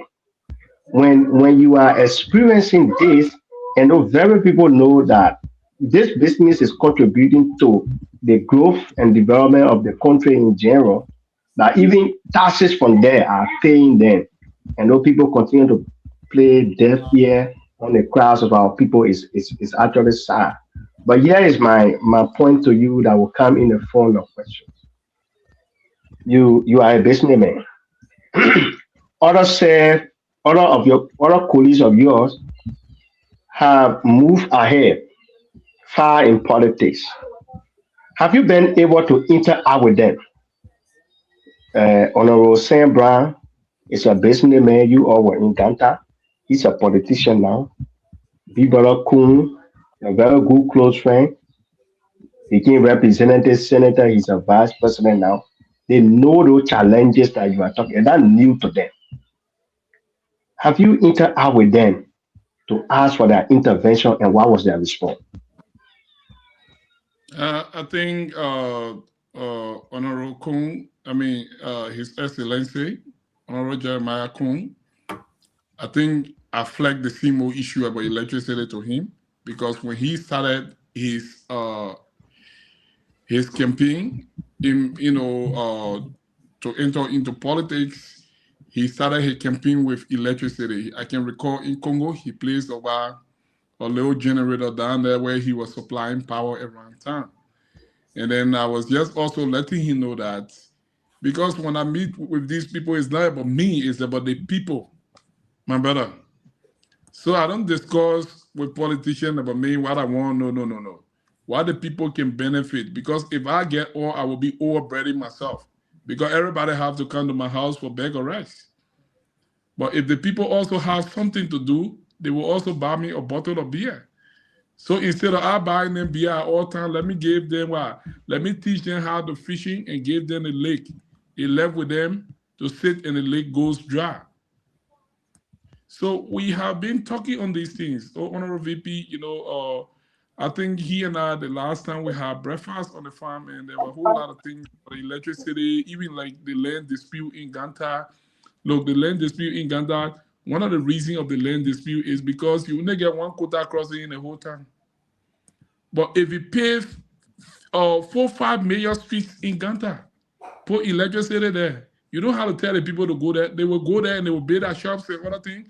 And people will want to go there because the place is accessible, it's lighter, and then nobody had to go stay on the other side to say they want to fight for land on the quota now. But all of these things we still give a blind eye to it. But one thing we fail to realize is when we retire, we come into the private sector. So if you're going to retire and you're allowed to sit in your backyard as you're working, always make your backyard comfortable so that when you retire, when you're sitting there, you enjoy the comfort of it. So if they are under my voice tonight, I'm not just speaking for me, I'm also speaking for them. So that we need to make this thing so that it be favorable for everybody.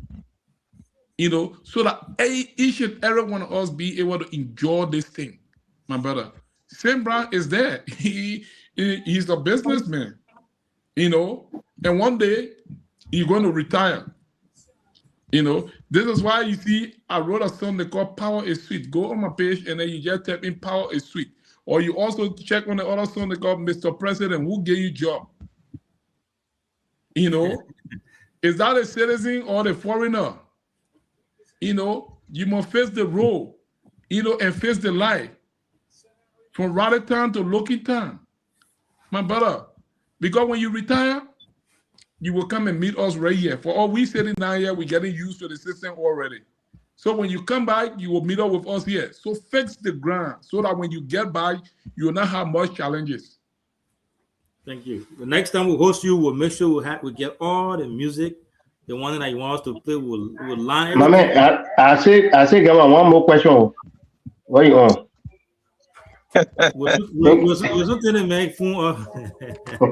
Thank you, King. Your latest statement at the Roosevelt program that actually caught our attention, and we decided to hear from you. When you were deliberating, you were speaking to one of our leaders, one of our lawmakers. And what I observed at that time in your speech was that particular lawmaker wasn't giving you attention when you were speaking on this. Yeah, you had to say, Honorable Samuel. Honorable Samuel, I'm speaking to you, pay attention. So, sorry. So that particular thing was like we're ready to do things that I get to it. So I really admire that particular side that, okay, I'm giving this information to you as our direct representative. So you want to give a dead ear to it? And you are paying dead ear to me.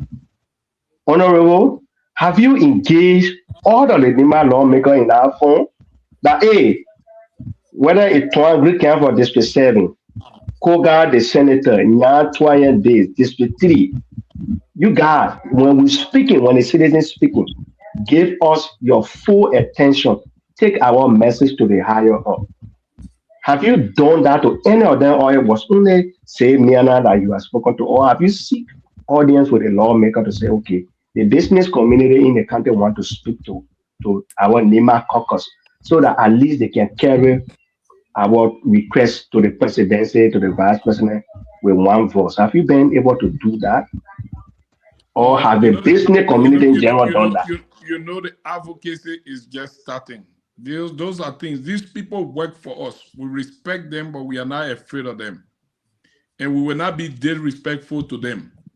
But whatever that pain the people, whatever that is suffering the people, whatever that hurting the people, we're going to confront them with those kind of things then, but we're going to be constructive with it. Because this is not about politics. This is about facts. And our fact is something that we all, one way or the other, are faced with or we're going to face. We can innovate right now, my brother. We are not afraid of these people because they are one of our kind. We are not afraid of these people because we gave them the job. Mm-hmm. We only respect them, and they have to work for the people, because some of these people who are suffering from electricity today, there are people who were emotional, who were under the ring, who fought their friends only because they wanted them to succeed and go up there. And they felt that when they get up there, they will speak for them when this hour that I'm speaking today, when it reach. A lot of people feel maybe we want to go into politics. No, I'm good as an entrepreneur, my brother. I'm happy to where I am. How many times have you gotten that statement? Talking about people asking you about politics. Many times. Even just Christmas season right now, I put up 200 and some more bags of rice just to distribute. People start asking, oh, they say you want to, and just yesterday, another group called me from Morovia. Look, we need to come and petition you. I say, yo, hold on. Let me handle the private sector. Let me be able to inspire and motivate you people to be able to follow us instead of we all just going into politics. Is that something you'll be open to in the future? My brother, I'm wired to change. I'm wired to make change. So I do feel that how they call it, government is too cool for me, because people go there, they don't go for change. Mm-hmm. They go to enrich themselves. We do believe a lot of Liberians right now with the kind of mindset. Everybody wants to go into government because the fee is the easy place for you to enrich yourself. If we start thinking that way, then Liberia will not go nowhere. Liberia is the only country we have. So if we're serving, let's serve diligently. Let's serve with honesty. Let's serve as true patriots so that we can transform this country and make it better. Liberia is rich in diamond, gold, but till we can turn that riches into wealth, we're not going nowhere. And the only machine we get to turn those riches into wealth is this. Thank you. Thank you so much. Thank you so much. Again, fascinating conversation, a very interesting one, and we are learning a lot from our audience here today. Thanks to everyone who's following us. If you don't mind, continue to share our show, like our page, BKS TV, as we continue to strive to bring you guys news and update from Nimba and around Liberia. Honorable Veteran Mafatin David. So we'll go to you, your question under 2 minutes, and then from there we'll go to Shadrach, and then before we take thank you. I think one interesting thing the king has said is that the advocacy is for the people, and they say in the cause of the people, the struggle continues. So I think the king is well prepared to share his time, just for the interest of the people. So don't restrain us. No problem. I'm restricting you, but we got to respect the king time. One of them will come by here. We can't hold the man the first time. No, Mara, you said the king, right? There is no king without the people. So the king is working for the people. So what's your problem? King, first of all, let me say thank you ever so much. I know previous speakers have said that, but you are doing a lot more for Liberia, for NIMA. Apart from Europe, America, China, Japan, and bulk of the areas that I've traveled, your place in Ganta was, if not the only place that I use key card to access my room when I pass a night there on my way to my home in Petwo. As astonishing as it was, I just want to say I'm grateful. It is people like you that have given the image NIMA has, the greatness that we boast of as people of NIMA. It can So be more the next time you're going to visit the place, you're not just going to use smart card. You're going to use e-key, you're going to use passcode, and you're going to use smart toilet, and you're going to use smart shower. I believe it. I believe it. I believe it. So the greatness that we boast of as people of NIMA, I think is more accredited or more attributed to strong young visionaries like yourself. And again, taking it upon yourself to challenge the skylines by, erecting that, structure again, I think is something that I'm proud of. And again, listening to you in the Just ended program in District 8, and then the music, Mr. President, I think I played that music and I was like, what's going on? Is it that the king wants to be the Bobby Wine of Liberia? I mean, it's quite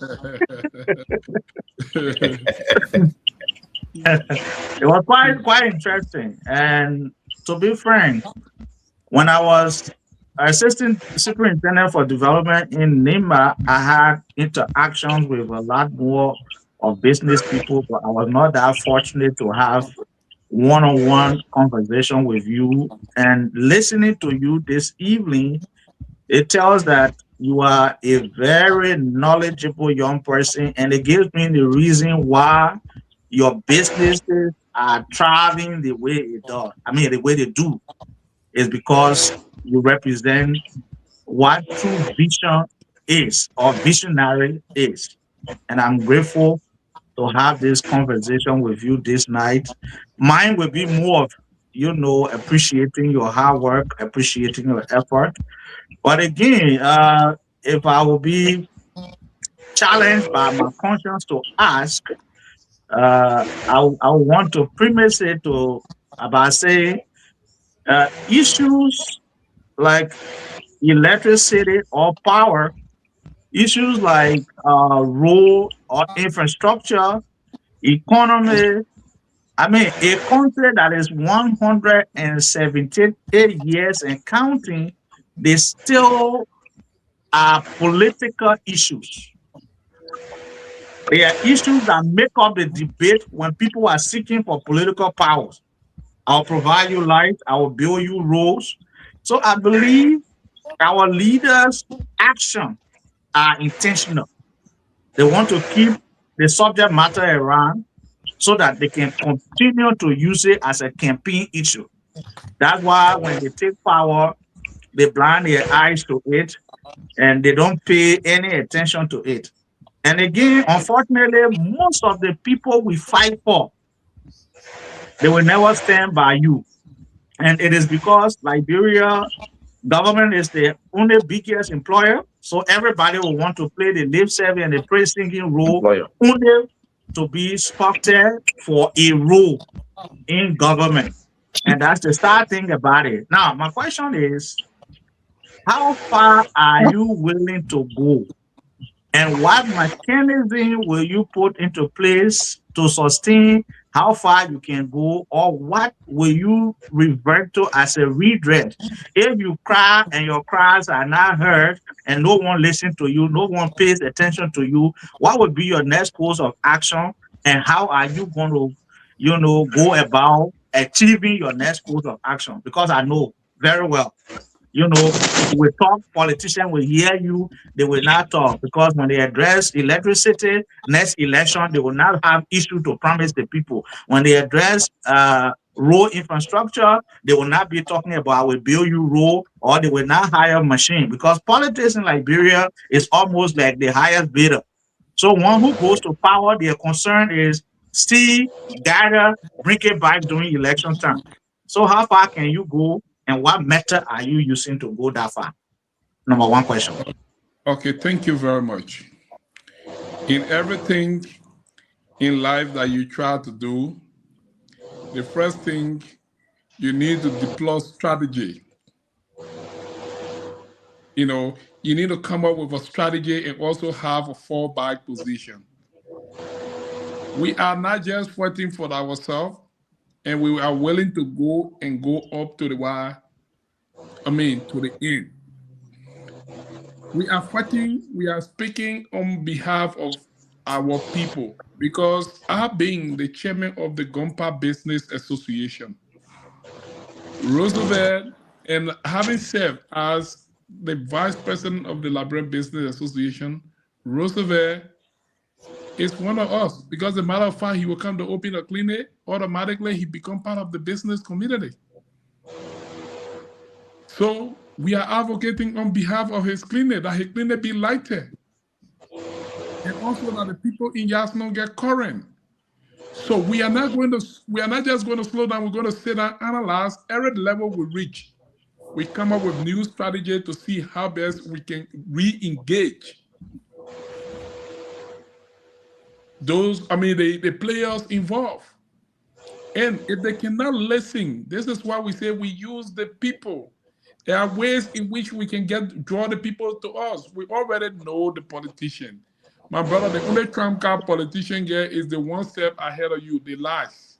They will always put you under the impression that they're going to bring Mississippi in Ganta.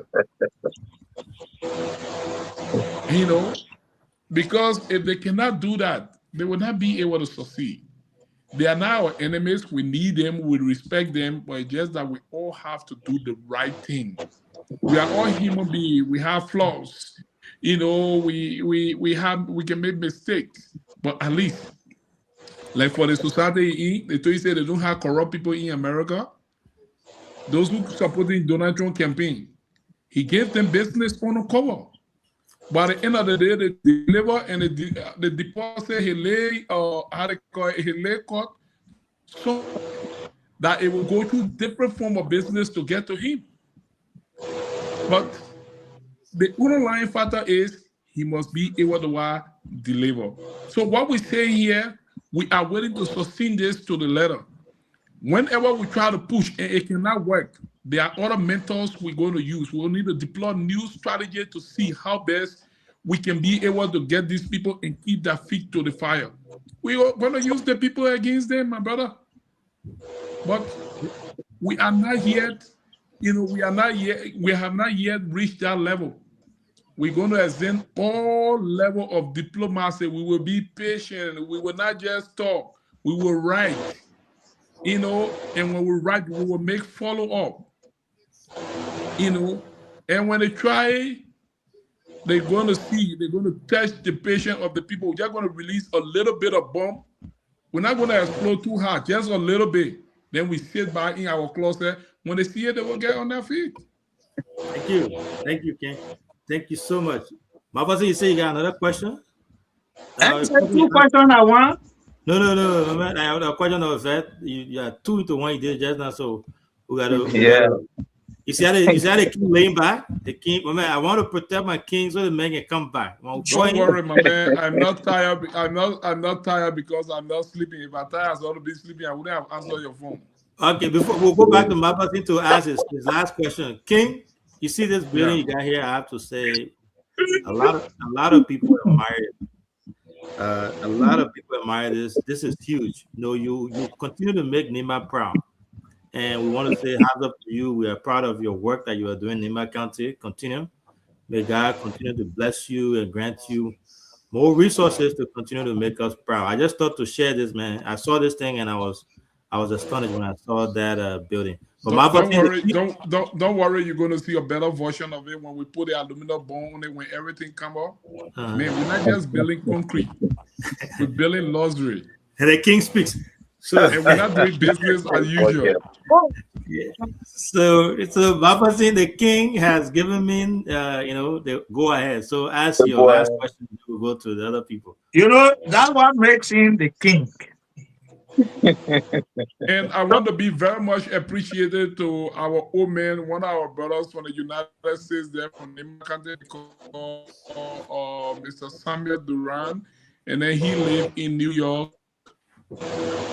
He has been working along with me. You know, he provided for those 2 buildings, because that is not just the building. That building, looking at, there's another pool building behind it. That is about 5-story building. It has the pool in the middle, and then you're going to have a glass roof that can open and close. You know, it's something exceptional. You know, it's an infinite pool. It's something we took from the middle of Shanghai. We just brought to Ganta. Oh, from the middle of Shanghai.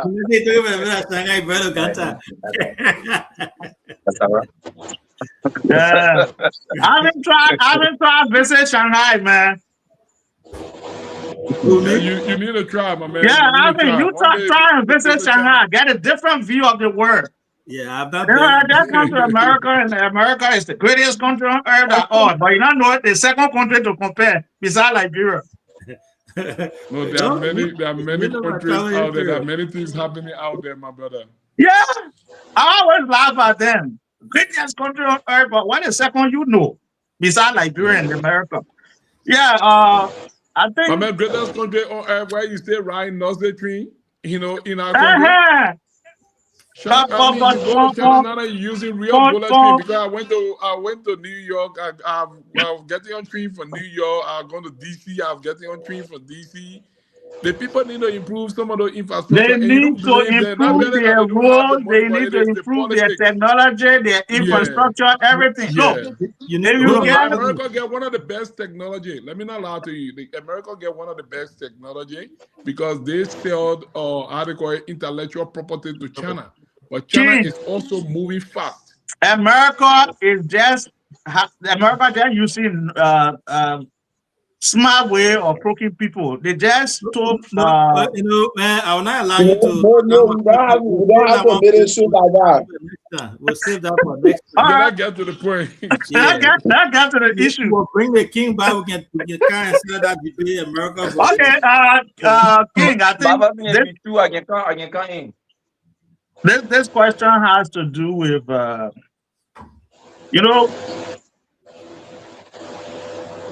in recent time, experience has taught me that our politics has been dollarized. And because of the dollarization of politics, input has become problem. You elect people that don't have that expertise, they don't have that preparation, they don't even have that, patriotic sense of dealings. But because they have dollars to waste at a particular time, they become the people of choice.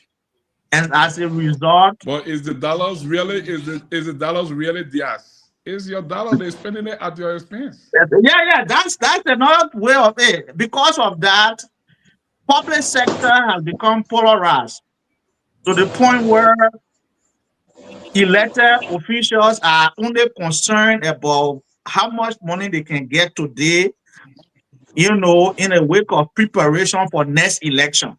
It is no longer about the people. It is no longer about output. It is always about next election.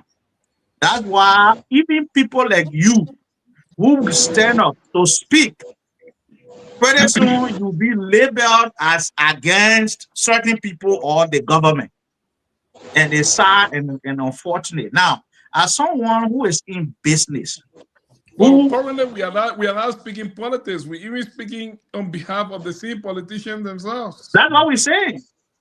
So, as someone who is in business, what can we do to de-dollarize our politics and to empower our ordinary people and to build a strong, sustainable middle class that will even help to drive the development of our country. What can we do as a nation? What can we do as a people? How do we de-dollarize the minds of our voters, both our voters and those seeking for votes, so that we can have a clean, level playing field, that people will be judged based on the content of their character, based on their competence, based on what they can produce as an output when elected. What can we do? Martin Luther King also. This is a very good question, but it's a challenging one. You know, let me tell you one thing. If you were to ask me what are one of the biggest investments you want to do in Liberia, you know, it will be what are some of the biggest development you want to do in Liberia. I would say the first I want to invest into is human resource. Because if we want to do such thing, we need to enter the minds of the people.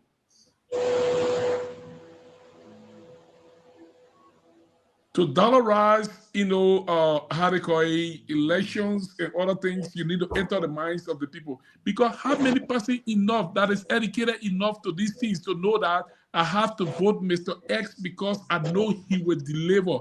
I have to vote Mr. X because this man, he have worked in the private sector. He have achieved a lot. He have served his people. And I know when he gets over there, he's not going to seek his personal interest. He's going to seek the interest of the people. How many persons will think that way? People will take that voter card and give it just for the beggar rest. How many days you will eat the beggar rest? That's one aspect of it. And secondly, our politicians, they also have to play a major role. And they will not do, because when they do, you know, they will lose their trump card. They would lose their trump card, because if they just help the people for the eyes to be open, they know that. And when they help the people to be independent, because they will not want to create jobs for these people, they will not want to make sure that these people go to school and learn, give them better education. Now the things that we get in Liberia, where we build plenty of hostels, we call it school. My brother, we're talking about 21st century learning, technology, teacher, and student. Critical thinking, innovation. So if we do not have this kind of thing, we don't have people thinking critically. People do analyze well before they act. My brother, what do you expect? You know, most of the people you see here that, you know, we live with here, they are all empiricists. There are people who just sitting, talking, and follow it because other people say it. A lot of the voters, they are not very rational in their decision. They vote based on sentiment. So if we have to do these things, we have to enter the mind of the people. And you and I, who are knowledgeable to these things, that we can enter the minds of the people. Trust me, the people will keep going for the dollars because they feel that. And you see, poverty play a key role into that. And when you talk about poverty, it's not a physical condition that you and I are experiencing. It's the mind. Because when you are loaded in the mind, you can take 0 and turn it out of 10. You are one behind that 0. But when you are enter up here, you go for anything, my brother. Thank you so much, Prince. You know, this is why we like this type of conversation. We show is being relayed in Butuo and also in Voice of Capita. Our people in Butuo over there, the young people in Butuo, Diaple, you know, they're all listening. Some people may have heard your name, heard of you before. They've never heard your voice before. So you are speaking not only to folks in the diaspora, people on this platform, but you are speaking to people in Nimba. And we try to do this. And this is educational, right? It's not just all about politics. We need people like yourself on here to talk to our people and educate our people. And the advocacy is something that is commendable. Thank you so much. So we have a few more questions for you, a few more people to ask you, and then we will try to take a leave of you. In as much as you are telling us, you're giving us time, I, as a host, I'm cognizant to the fact that we've had you for long, and I have to respect the King time. I'm gonna put your hand down. I'm finished yet. So you guys all speak. Y'all relax. King, now I can help you when the king on the show. Everybody want to get a taste of the king. So No, sure. They need to get a blessing from the king. there you go. Shadrach will go to you. From there, we'll go to Amma, and then Takpo will close us out before we let go. Okay, so see you. I want to say thank you for the show, and I want to say a big thank you to the King Nazara, for appearing on the show. I have always admired his personality, though I have not met him to have a lengthy discussion with him. My woman always speak about him as her brother, and she will love for me because I'm one of those I'm actually inspired by business. I will meet him because he's loaded when it comes to insight on business. Your sister Bendukan.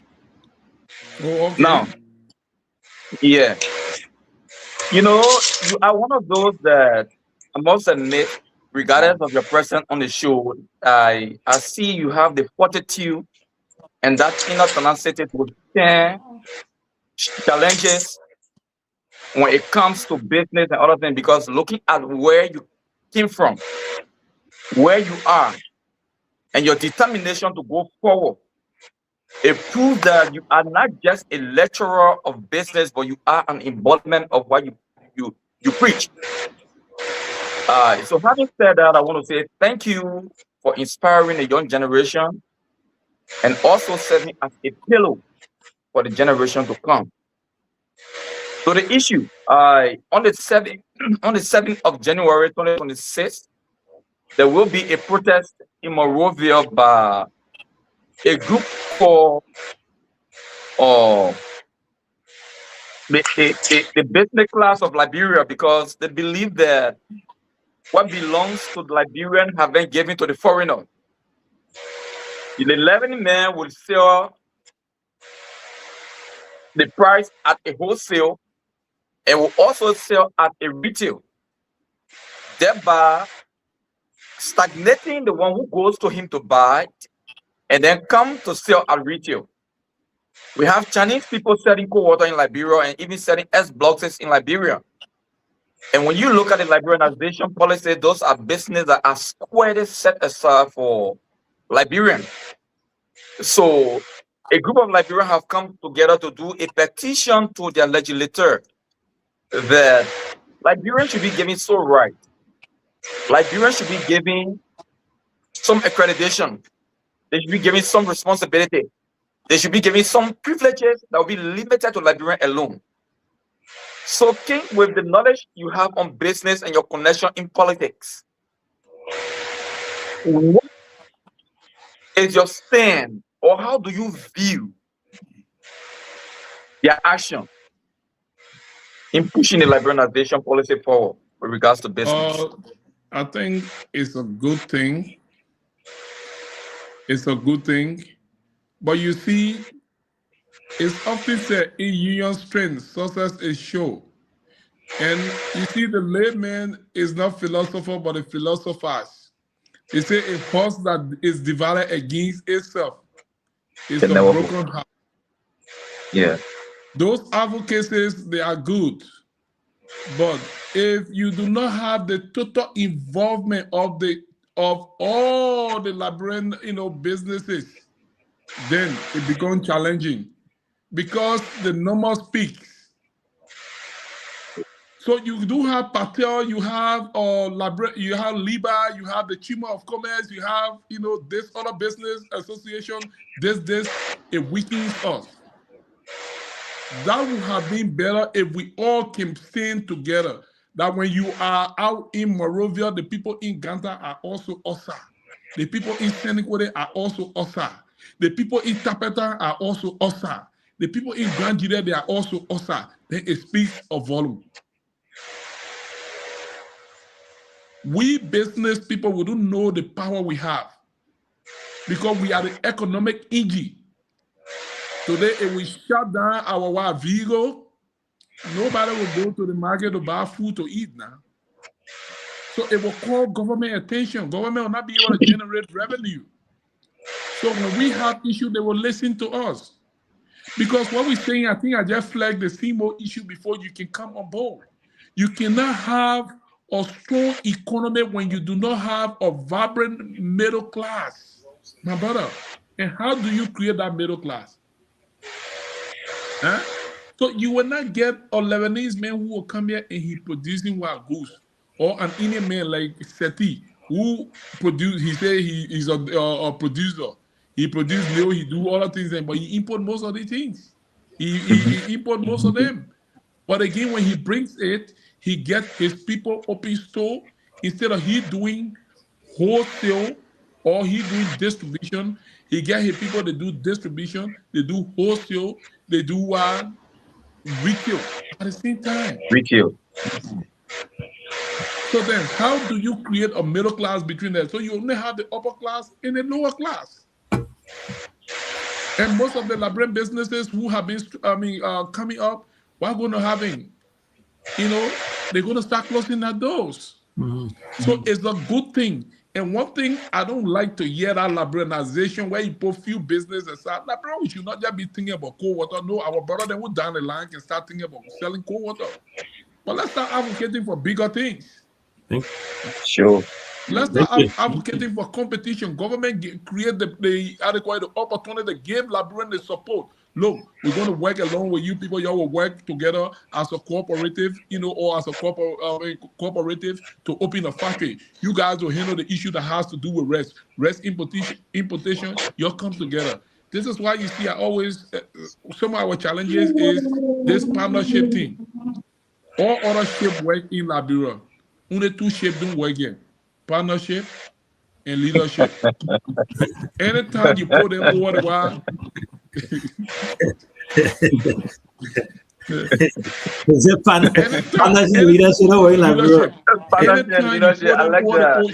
Anytime you put them over the ocean of wire of Liberia, it will always capture. It will always sink. So what is the problem? We have to sit and analyze these things, because whenever Liberians get into partnership, sometimes one person relax or one person want to be unfair to the other party. And partnership don't work that way.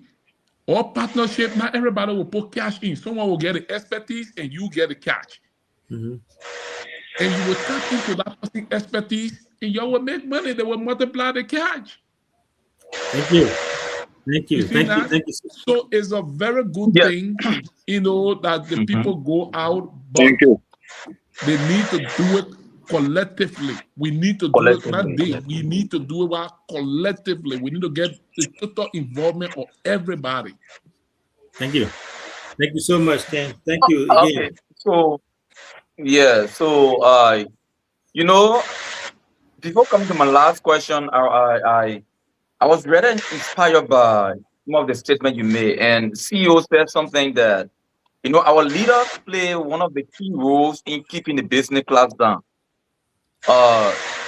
In 2002, I was opportune to have traveled out of Liberia along with a few lawmakers, Honorable Solomon George, the then acting health minister, Juan Ernest Clark.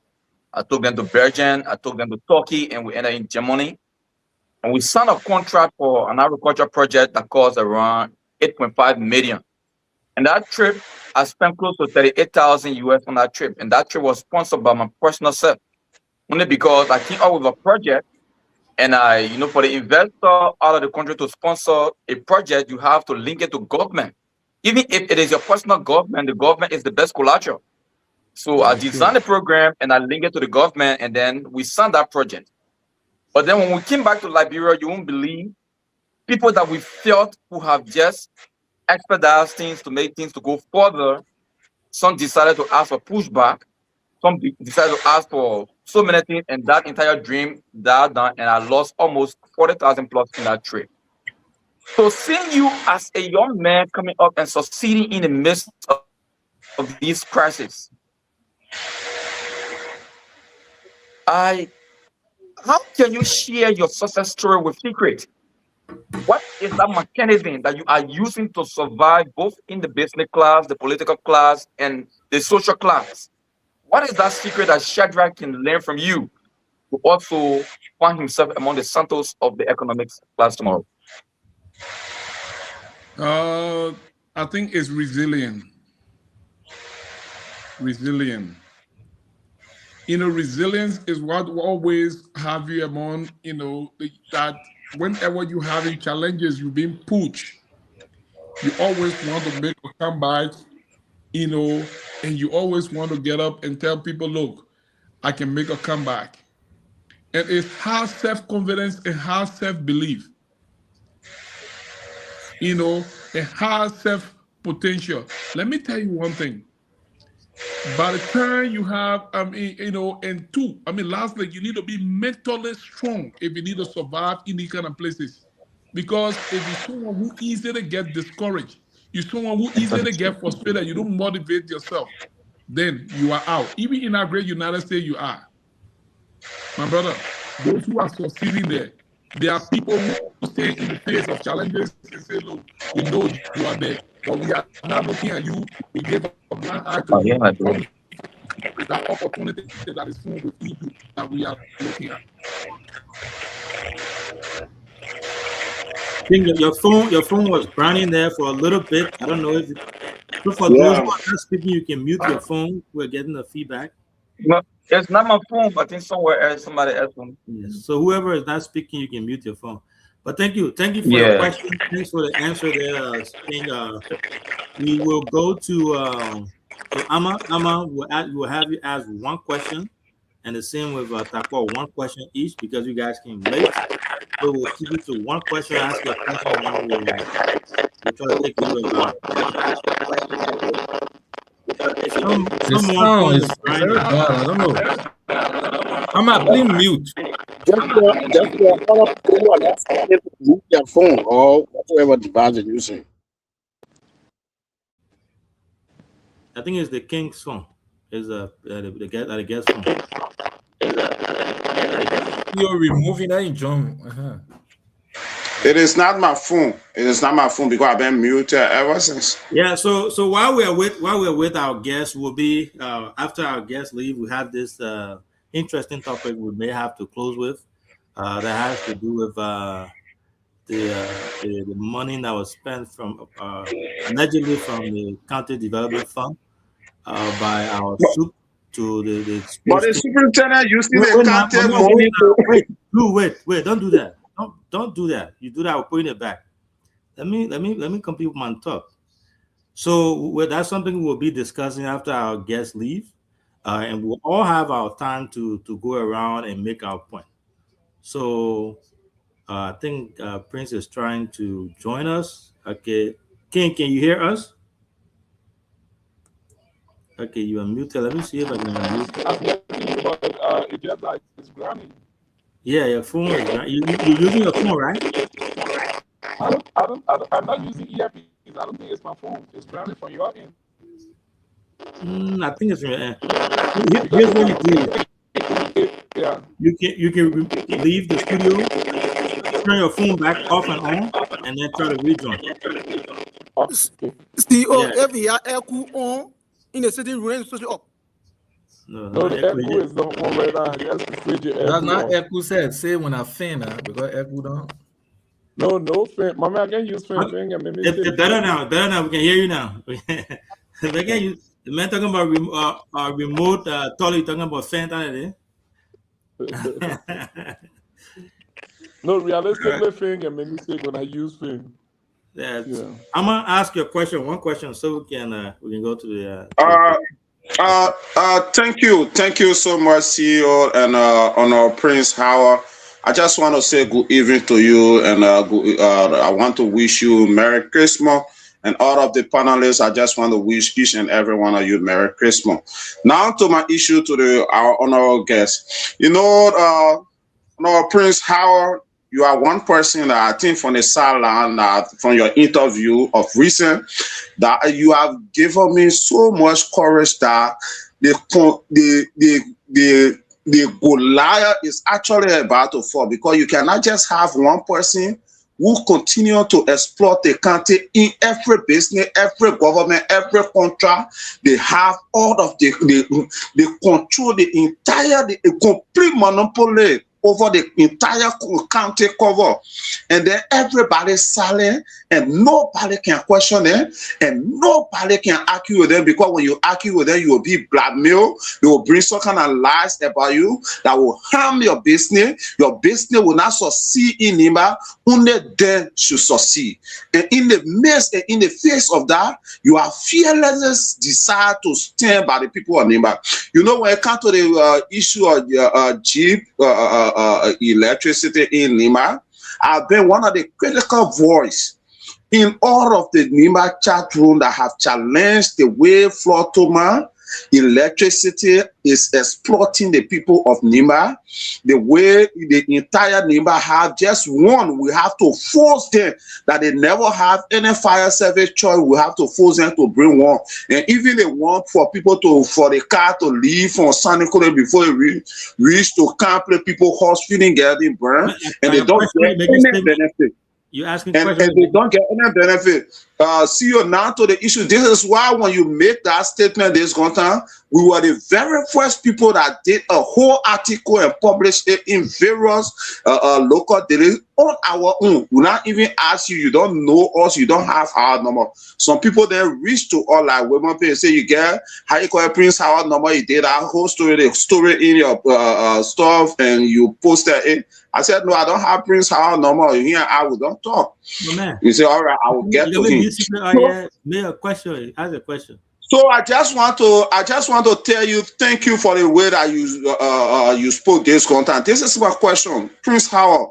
I know that you were never born in wealth, and of a certain time you became you get into business, and through that you are what you are today, and you are where you are. If today you have just one message to leave with the next generation that you and I, we are not here, what would be that message?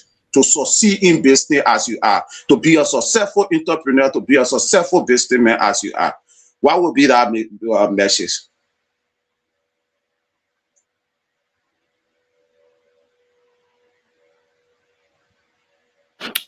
The guest is muted.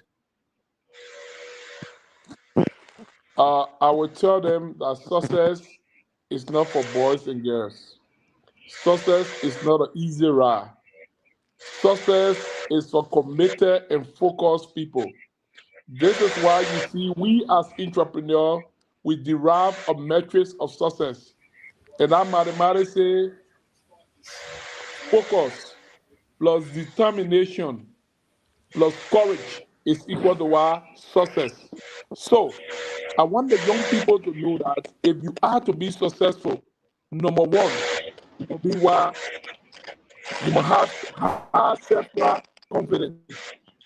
And you must believe in yourself, because to be successful, to convince your investor, to convince, your supplier, you have to believe in yourself. Don't have self-doubt to say, tell me, if I go to these people today to ask them, will this be success? Will it be possible? My brother, nothing is impossible. It can be actually proven to be impossible. Always take risks. Don't give up, because the higher the risks, the greater is the return. So keep your focus with all the distraction. Keep pushing. Don't stay 5 minutes, 5 steps away from your success. The more it gets tough, keep pushing. I will let the young people know that giving up is the last thing to do. Whenever it gets tough, keep pushing. And lastly, how old was you when you made your first $1 million in business? To hit my first 1 million, I think I was roughly around my early 35. Yeah, and I think before I can reach something like I want to make sure that I earn 100 million before I can even reach 55. Thank you, CEO. I think my question is done. If Dangote can do that, I think I have something that can inspire me. If a man like Elon Musk, who came from South Africa, who was abused by his parents. And then today he went to the United States of America. He came up with Zip2, he sold it, and he came up with many different ideas. When even Amazon came up, that PayPal system that he introduced, it was not his limit. Today, the man is the father of our Tesla, and he's sending rocket to Mars and coming back. And even before he can send rocket to Mars, it was challenging. He went to buy it was very expensive. And what he did, he did research on the component of those rockets and said, how much does it cost? He got to know that it was very cheap. So he was putting his brain to work. You see? So this is why you need to keep doing research on successful people, on smart people. Those are your real life professors. Those are not people who are programmed by the system. No. They are people who give you the right idea, how it happened, and how it can happen for you. And if it can happen for them, it cannot just happen for you. You can even do it better. Thank you. And one thing about most successful people, and one of the traits I saw you mentioned is about reading. Most successful people read. You see, Obama has his list every year. At the end of the year, he will put his list of the books that he read. And you've been mentioning a lot of reading. That's something that we Liberians tend to not take advantage of. Reading can be very, very good to our success in every way, shape, or form. So again, thanks for that. Because CEO, the answer you're looking for, Elena, in some philosophical book somewhere, or some motivational book somewhere, also. But in Africa, we sitting now, we get 12 hours to our God, who, almost 8.some billion people talking to, we alone want to see all his time. The Western people who even brought our religion to us, in America, that after 40 minutes, everybody tired. Even if you look at the time, you want to go to job, you want to go to job. So this is why I say what's killing us here is politics, religion, and culture. The men believing that Jesus Christ is going to come build New York in Uganda, man, go sit down, fast and pray. Look, wait for the miracle. It will never reach to you. You need to work as much as you pray. Blend your prayer with work, because prayer without action, is dead, my brother. Thank you so much. So we'll go to Takpo Mambia, my brother, the former representative aspirant of District 5. Since the election, brother, our first time seeing you here. So welcome to the show. I know you have questions for our guests. We'll have you ask your one question, and then we'll stay back for our post analysis, and then that way we'll get most of the information from you. Yeah, thank you very much. The point of correction is a former candidate, I'm not expiring anymore. That what DK sent to me. DK texted me and said former aspirant. No, I contested. I'm not expiring anymore. I'm a contestant now. So we stopped expiring on August 12th. Well, thank you very much. Good evening to everyone on the show. Good evening to you, Mr. Howard. I appreciate you being here. I actually do not have a question for you. Every time I come, this is our show. I'm not a panelist on the show. I come once in a while and, be a guest. But every time I come, spy on the show is an interesting topic. I'll stay and watch it. Like Honorable Twine was on, Senator Twine was on the show last night. I watched it. But what really made me to come is you made several points that I have been making all along. So I just came on the show to buttress you, even in under 5 minutes, and take my leave. But I want to thank you for everything you have done. First of all, congratulations on improving the Ganta skylines. We hope that this will be a wake-up call for everybody. We can get more of that in Ganta City. And I really look forward to, when I'm in Ganta, there's nowhere I stay. Almost every time I'm in Ganta, I sleep in Avino Hotel. I have my room, I think it's 225 up there.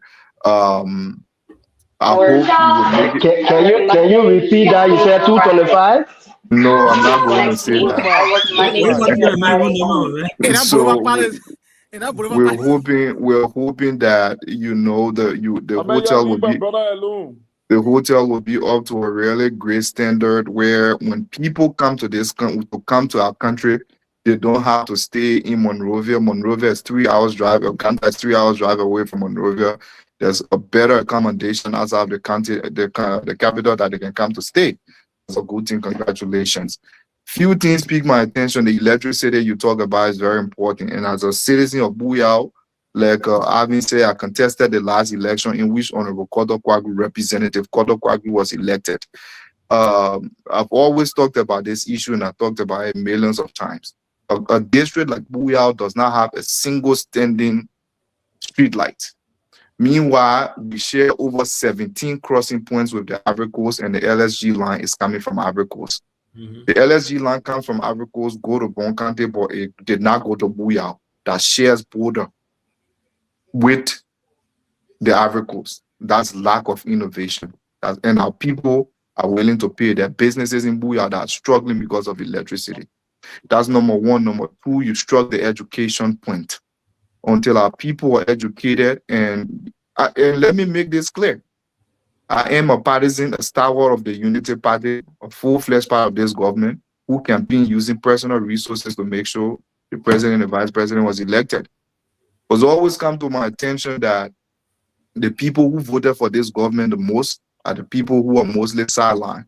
And that, in the case of Nima County specifically, would be the people of Buyao District. Buyao District has gotten almost no dividend since this government came to power. The other government projects that have been undertaken across the district, across the country, Buyao has been excluded from anything as usual. That district remains in the dark. Buyao and District 4 remain the two most remote districts in the county, not just the county, probably in the country. And it's sad.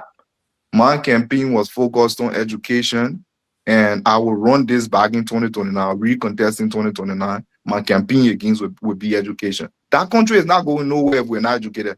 It's not going anywhere. The young people have to know in their mind that the people they are voting for will have the best interest. It is really painful, some of these things you see. You see the people voting for somebody who can give them $10 today, and the rest that will happen in the back of it, they don't care.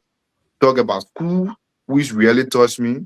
In Buyao, I think we get 7 government teachers in the entire Buyao district, paid government teachers. The rest of them are volunteer teachers who can go to school when they wish. They can go to school when they wish. We promulgated these messages to our people, but they were not willing to listen to us at the time. The Basel people get a parable that say the mosquito say when you want to talk something, before you want for somebody to hear something, talk in the ear. We will continue to talk in the ear. I just came on the show. My brother, I kept saying, look, instead of we talking this thing, instead of we having it on paper, let us take action. We will take Africa. Because hard time we talk these things too much and we have it on paper, but to take action, we are always afraid. Let me tell you one thing. Africans are smart people. Liberians are smart people. But you know our problem? We're afraid because we're afraid of feedback. Somebody will laugh at me. Look, let me tell you one thing. Always believe in yourself, my brother. If you can be the lead man in your wife family that have not even been to school, there's something in you that the world. You have an education that you stress.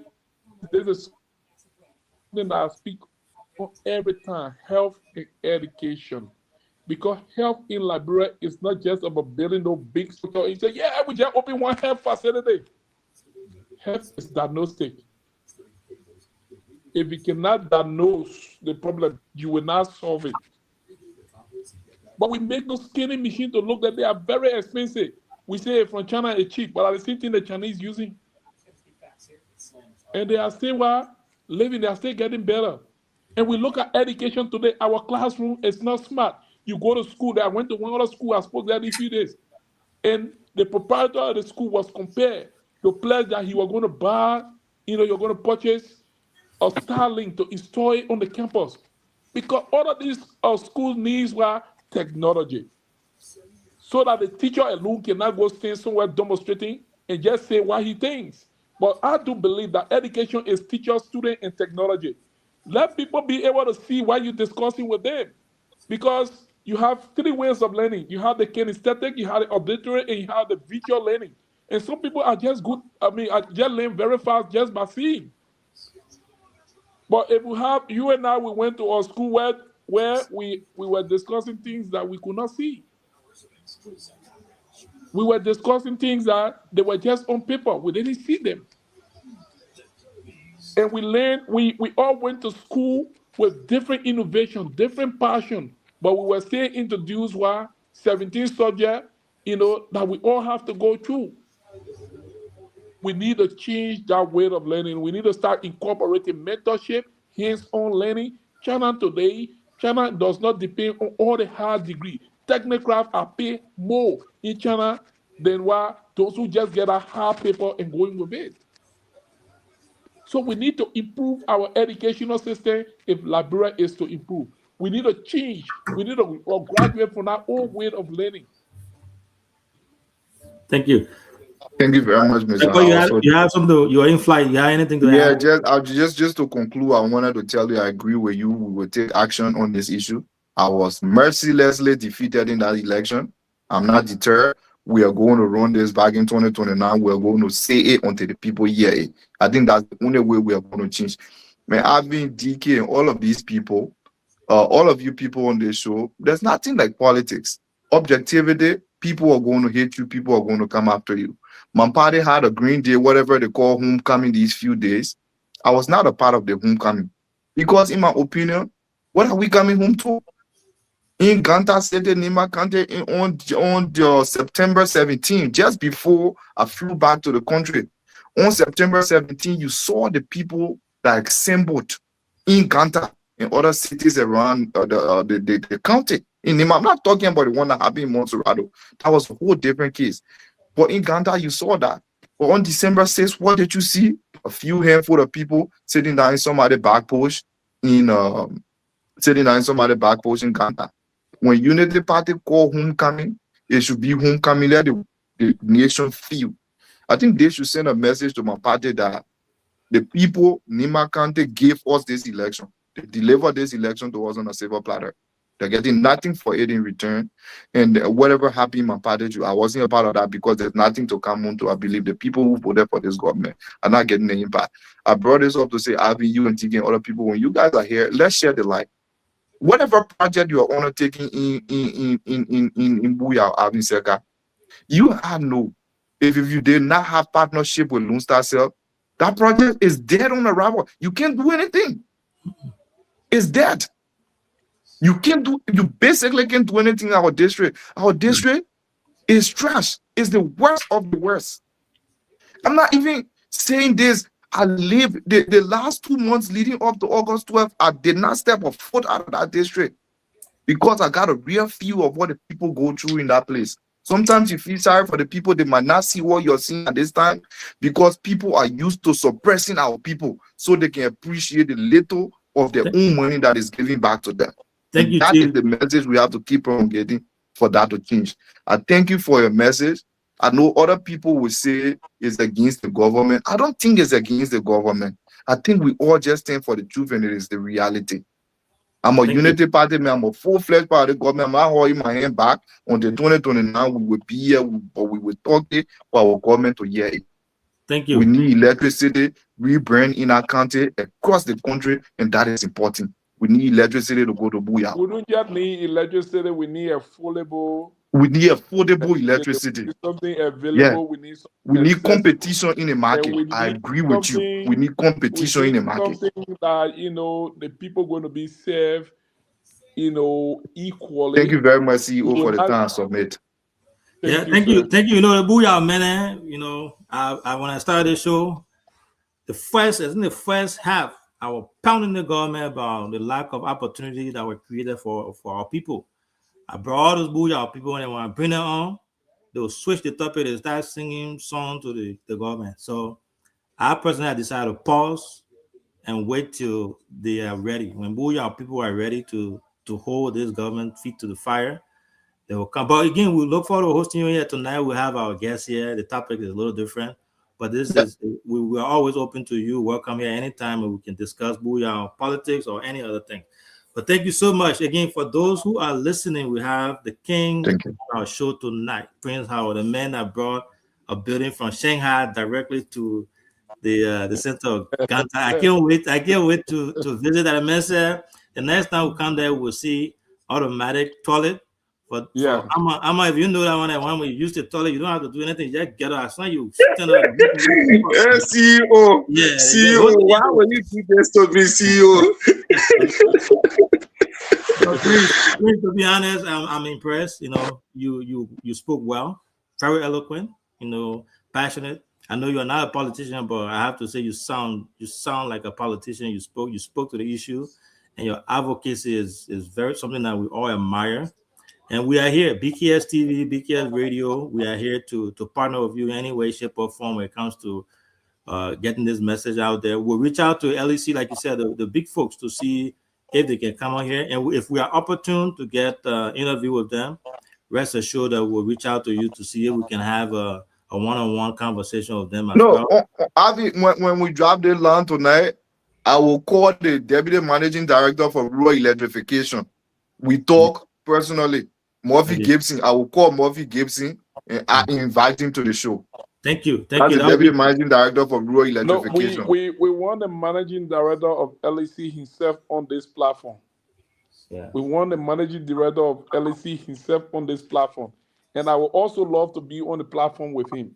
We'll work on that. Listening, our people, we're going to write him because I'm waiting in 7 days to see if President Bouaka going to react to my open letter to him. This is void of politics. This is just about the people's right. We need it, let it be given to them. Then we sit quiet, we focus on what we get to do. And I believe in President Bouaka. I know he can do it. If he's listening to me tonight, he needs to make sure that it was the people who stood under the ring for him. And if the people are disenchanted, if the people are not happy, if the people are exploited, I know he will take action. Thank you. Thank you, King. So within 2 minutes, we have our listening audience here. Give your people your final say, 2 minutes, and we'll hope to have you back on here as soon as possible. If any news break, don't hesitate to reach out to us. But within 2 minutes, please give us your parting statement. Firstly, let me say a very big thank you to you folks, for reaching out and for also extending that powerful message across. If you wouldn't have shared that message today, almost the 50-some more thousand people who view and follow that message, they wouldn't have listened to that message. And even the key players wouldn't have heard that. We will always work along with you people. This is not my advocacy. This is our advocacy. So we have to work collectively together. We don't have to sit and allow it die. Because you see our brother talking about Buyao, people in Buyao also deserve the right to electricity. They also deserve the right to good road network. So we cannot sit and be mute and play politics with everything. No, this is not about politics. We say our people are suffering. Our people are being exploited. Look, we all want to be rich, but we should not get rich at the expense of the poor people. Because when we die, we get nowhere to carry money. And let's sit and say,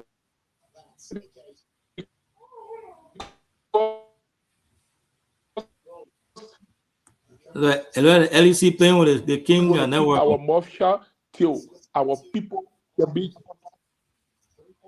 No problem. Where I am right now, LEC goes off. I can't even go up because I'm not on LEC right now. So if they keep, if they, I think the people say the man ready for that advocacy. Prepare. You prepare for the people. The people say they coming after you. You brought them to the spotlight. The video. And folks, the next time you guys.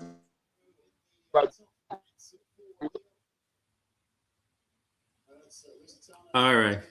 King, we have set up in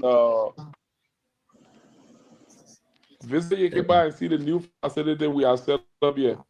Also, wash up tomorrow. We will be on the country diary, and then we're doing some documentary of what we have in Ganta and the current facility in Yekepa is a state of the art. If you ever slept in Ghana before, you're going to see something exceptional. Thank you guys. God bless. You know, it was nice talking to you guys. And then you can share time you get to Liberia, contact the king. Shout out. Thank God you. bless. Thank you so much, King. Thank you so much. That was the voice of Prince Howard, businessman, prominent businessman from Nima County, who joined us tonight to discuss so many issues. So, Takbo, you staying with us, or you say you're going to go out? Okay, Yeah, you can I'm leave. leaving. Thank you. We look forward to hosting you again in the future. So, gentlemen, that was it. That was it. It was an interesting conversation. Okay, guys. All right, thanks. Let me see if I can get him off of there. There you go. All right. So, Amma, you can turn your camera on now because I know you. The other topic that you were so hard to have it discussed. Gentlemen, I want to say thanks to all of Yeah, I want to turn my camera on, but my camera on, but the LEC just left. Yeah, because you're talking about Bible LEC, so LEC just left from Congo Town. all right, thank you. So as we always do, guys, we'll go around the table, 2 minutes each, to each of us to discuss, to do our post analysis. You have the option to either discuss our conversation we just had, or you can talk about the alleged $2,000 check that was written from our county social development fund that was given to the sports team by our superintendents. The debate is out there. People are arguing. The reason why, wait. The reason why BKS TV we have not taken a formal side is because we tried to reach out to the council, the folks that are supposed to legally approve these checks. And all our my man, answer honorability. Oh, I didn't see that. Thank you, honorability. My Christmas, you too. So we are still doing our investigation. Hopefully, we can hear from them before we take a side. But I don't know, was the check approved by the council, or was it something that the SUP just decided to write? And from the look of things, all the conversation we saw there, the debate is on. A lot of media have carried, a lot of folks writing about it. But as a reputable institution like BKS, we write, but we based on substance and evidence. So we'll start with veteran Mapasin David. What's your take? We got 2 minutes for your post-analysis commentary. All right. When I finish, I will just leave. Sorry for my departure after I've spoken. I wanted to leave before then, but it was good you called me up first. It was quite a fascinating and knowledge-filled discussion. What's time coming? Discussion tonight. I've always seen Prince Howard and known him to be a smart businessman, but to be well-versed on other subject areas as he's done tonight. I mean, it gave me a different image and different picture of him. But again, Aganta business people, they're always politicians. Kun came from there, Brown came from there, Gompu Kagon came from there. So who knows? He could be preparing, but I want to take him by his word. He's a strong, hardworking, sincere person. And for me, it doesn't matter, though I'm just joking. We need knowledgeable people to fill leadership position, people with vision, people with sense of direction, sense of purpose. Like when Takwa was talking, I was just, laughing because myself, a victim of the political process. But for for me, I'm happy that I was beaten by ability and not just any person. And he's done some work that made me feel happy. He's want to be our representative as well, because to see a lot of the people just praise singing and coming along and just going. At least he stood up to some issues which I would have done likewise, and so that's great. On the issue of the superintendent using the $2,000, whether true or false, I just want to speak to issue that I have more evidence to prove and not just to make clean. But whatever the case is, NEMA's social development fund, there got to be some level of, plans put into place by the people of the country. But if you still have that kind of amount to be used by politicians, they will use it as politicians will use it and will always be making, ordinary talking without any attention.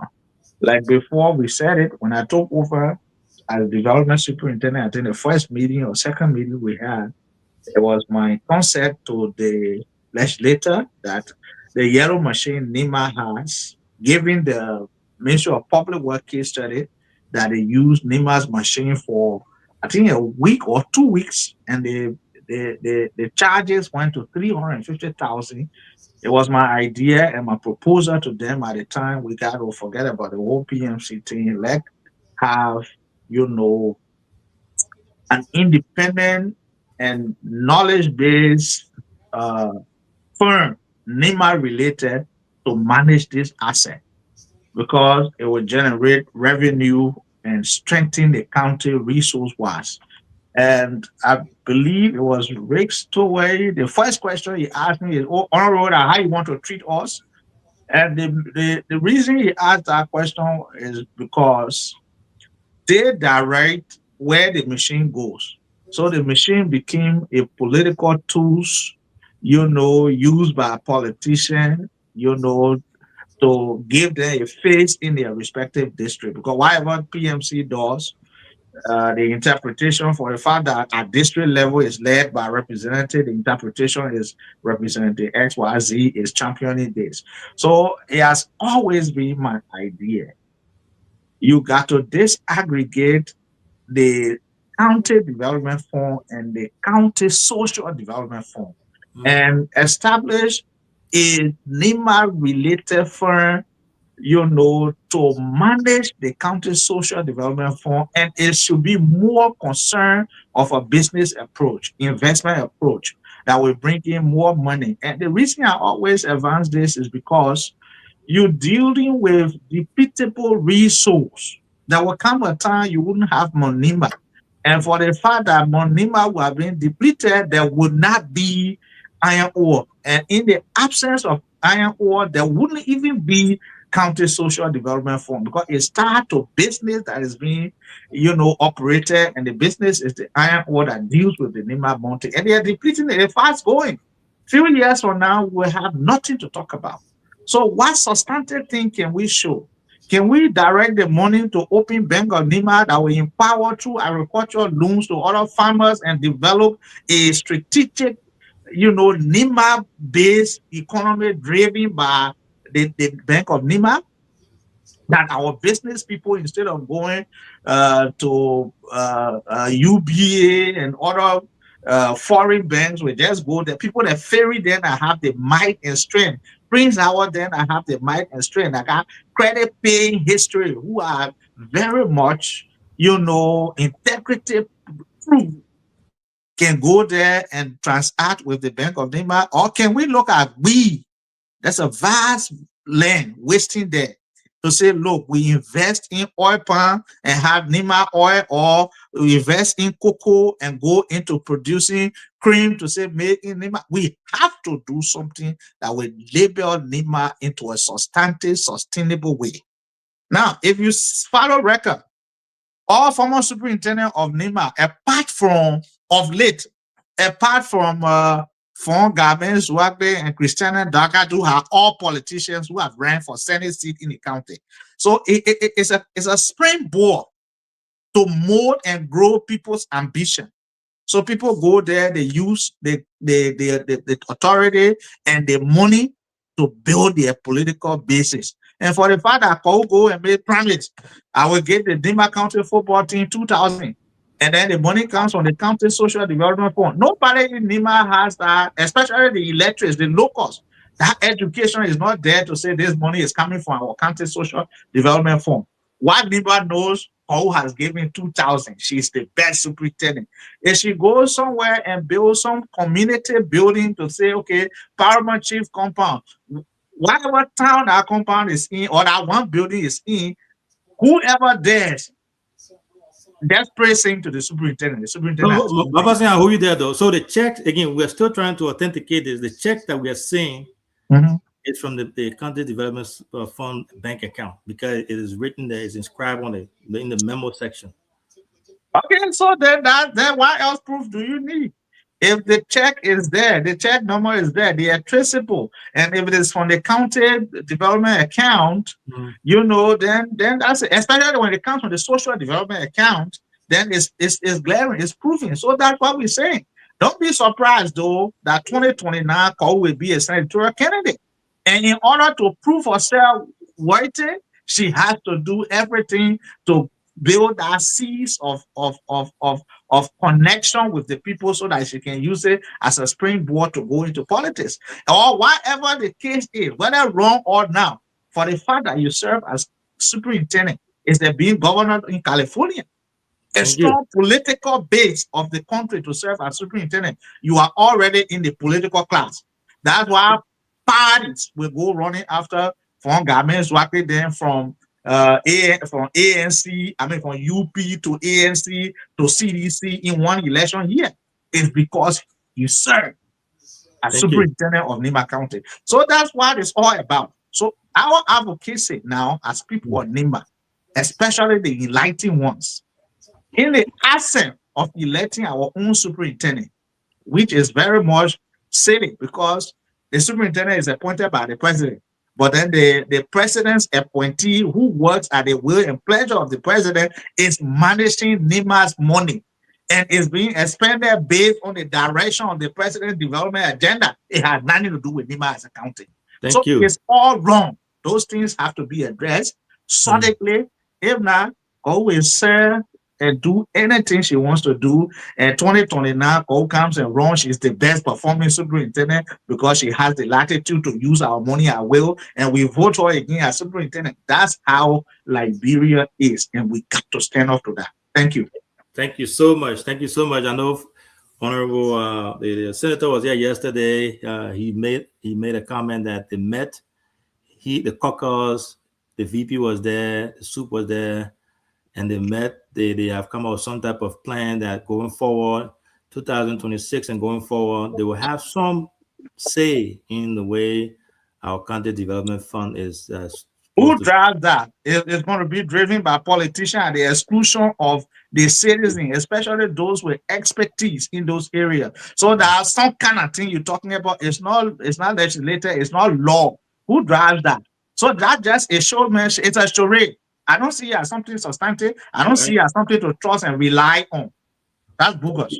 Thank you. And then we've also got to keep in mind that the same team that is playing now, I mean, all of us here, we are sports fans. We love our team. We love Nima County team. We're rooting for them.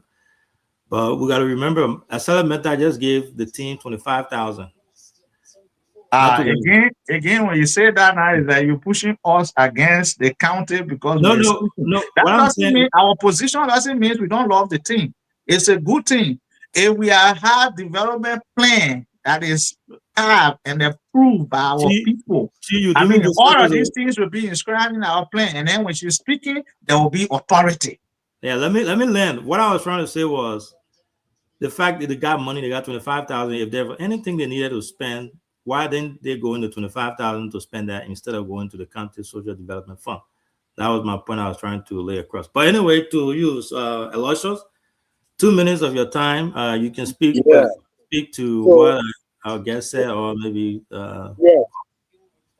Thank you so much. And I think I will make a little comment on both. Now, the honorable man that just left, the businessman, they are extremely well. And some of us started our hustle, I would say also from downwater side. We from the street, we sell, we sell in our hands and move from street to street. And one of the things that affected and I continue to affect the business community in Liberia, especially people who trying to come out, is the wholesale and retailer. I travel Bamako to do business, to buy goods back then. I travel Guinea-Conakry to buy goods and bring it. I travel Sevalon, free time to bring business to Liberia back then to buy goods and bring it. When you go in a store in Conakry to buy in a store, you should be able to buy wholesale. If I went in a store to buy one bag, and the bag is been sold retail by maybe 5,000 francs or Guinea francs. When I'm going to buy one, they're going to sell it to me 30,000, even more higher than a common man that is doing retail buying Liberia. Outside of the store. The intent is to provide a condition for people who buy from the store to sell outside. Unlike in Liberia, a wholesaler will retail even reasonably. And then a common man will know where to sell. That's why when you tell people leave what outside, they don't leave. Because we use that to stand in front of the store to block any customer from entering the store. Because when I leave from there and go different place, you go right in that store to buy. So they got to implement, if we get that as a policy, they need to implement it. The wholesale person should do wholesale, that's it. Retail, no. Leave the retail with the common people for the leasemen to survive. Those are the strategies they're using in other countries. But Liberia is not like that.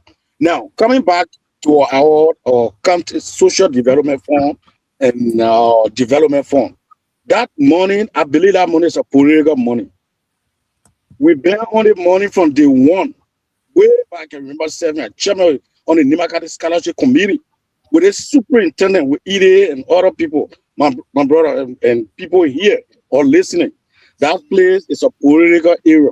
You will talk and get tired. The common people in a rural area will not see a cent. Even with a development fund, Butuo, we fought hard for the caterpillar to arrive in Butuo. And never, even up to today, they got nothing to show to the common people that they came from the social development fund for the local to understand. All they do is satisfy the executive.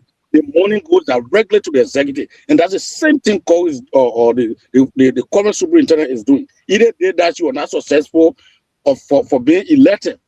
I hope she learn from that as well and see how she can meaningfully use that money for the common people, for the typical buying, for the common people within the country to benefit, not to satisfy politicians, not to satisfy the executive. We know she's appointed by the executive. However, the money belongs to the country and the locals, and the money should be directed to them. We got hospitals, we got other programs. We got schools, teachers not taking pay. Even the volunteer, they not do anything for them. Then why would you just go there and take money and spend it erecting, or something for buildings for officials to live, when the common teachers are not getting what they're supposed to get, the volunteers are not getting it. So our country need to do better. We set example. They need to revisit the way they do things, so that other countries will follow. Thank you. Thank you so much. Thank you, Chief. I know my person was asking for the check. I posted the image of the check here. It clearly says on there, Nima Social and County Development Fund. Here at the bottom of the check, LBDI, $2,000 written to Mamandi Sharif, who is the coach of Nima County football team. So Aman will go to you. We'll give you 2 minutes to make your point, and then from there we'll go to. Thank you so much, CEO. But CEO, all of those things is never streamed. These are issues that we've been raising through all and our brother from Unity Party, like my own cause Sincerity. They have been blindly supporting and backing this lady. This woman in Nima County, in the modern history, she had used Nima County money more than any other superintendent in history. Go check the record. The audit revealed that the woman across the country, she is a superintendent that has spent the highest money. The woman has spent more than $4 million in less than no time. Nobody holding her accountable who she awarding contract to. This lady, nobody is holding her accountable how she is awarding the contract to build chief compound, how she is awarding the contract to be building, how you call it, Liberia Immigration Service, the house, who she giving the contract to, how the bidding process is. The woman is now that they can call her the queen of Nima. They call her Soup. She gets special name Soup, the royal queen of Nima. Because how you call it, she is associated with a man called Floyd Thomas, who they believe that he is the king of the county. So once she is honor his win and giving all of the contract to the Floyd company and those company of her interest, she getting her kickback. Have you seen the building that she have right now opposite RLJ to her mother house, where we used to have meeting when she was contesting our representative in electoral district 6, Monserrato County? The woman is building a building worth more than $500,000 from Nima County kickback, and you're taking $2,000 to be something stream. The woman travel with people in Brazil that the county don't approve, and all of those money have been coming from the Nima County cover. There's a lady that wake up and just spend the Nima County money without you people being aware or even approving, and you're taking this to be stream. This should not be anything stream, because we have been raising the red flag, and everybody were quite afraid of the woman, because when you criticize Cole, it is in one way or the other. They can say you are criticizing VP Kun, you are criticizing how you call it Floyd Thomas. Who the man in Nima right now that able to criticize Floyd Thomas or VP Kun? Because indirectly, once you are criticizing Cole and you are being too much ideologically disagreeing with our own policy, those people will come after you, and everybody are afraid. They don't want for nobody to come after them. They want to live their peaceful life, because one way or the other, anytime that they want money, they can go credit from floor. One way or the other, anytime they need something, they will go to call it, and they have to pay now. I have the building that she has in town here, photo, and other property that she has in town. She says she be in Nima Village, and they keep by the idea paying estate for the woman. The woman is how you call it, the property that she acquired in 2 years. It is more than even all of her time that she has spent in her own private life. So this should not be anything strange. There's a woman that does not listen to anyone. She is a dictator, and she does anything that she wants to do with the Nima County money. And at the end of the day, all our people see, they don't see that it is the county money that she is misusing. They see it, the primary chief and other chiefs see it as the only person that can only it, because when you go question some of them, they will say, oh, any other people then were there, they were getting the money. What they did for us, there's a woman that come and the woman is doing all of this, and let Yantua be sleeping and joking and think that how you call it, that lady is going to defeat him face down if he is not careful. And if Nima County will continue to lead our country and the entire process like this is where many people disagree with us, because it is based on policy issue. No matter how friendly that will be, we'll definitely disagree with you when you are trying to be so much corrupt, when you are trying to make yourself, you are spending and stealing the Nima County people money and spending it, and you try to impersonate it as if to say it is your personal money. Why will it take the superintendent, since you have made a pledge that I will give the county team, there's the county, man, there's the county team, that the county team have a special budget from Ministry of Youth and Sport. Besides that money coming from Ministry of Youth and Sport, the county team have a special budget allocated to all. So if you want to give your personal contribution, must it be the Nima County money? So this mistake was deliberately done by the will of the Almighty God to make her expose her that all of the things that she is doing, because there are many times, this is why they say, the scripture says, the common saying is that 99 days for rule, 1 day for master. So these are things that will expose this lady tomorrow if Bouaka is no more president in 2029. Mape Gono should be the first person in cuff in your orange suit going to jail for misusing the people of Nima money. This is not joke. This is the only way that this country will move forward. For the country to move forward, we need revolutionary RDSP men that will come to authority and take serious and drastic actions. And those things then, for people to be sitting there and acting like it is very much strange, they are not aware about how call have been mismanaging the people of Nima Kante money. It's just a mockery to the people of Nima Kante. CEO. Let us be sincere, CEO. You don't need any investigations. You just want to play always a diplomatic role, and you cannot keep playing a diplomatic role on a very big platform. You are getting all of the facts.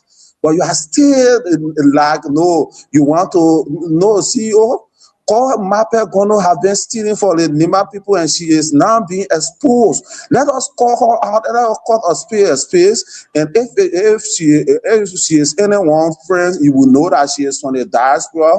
Many of the people from the diaspora, they don't have the face to criticize her. But she is not proceeding right. Let us be sincere.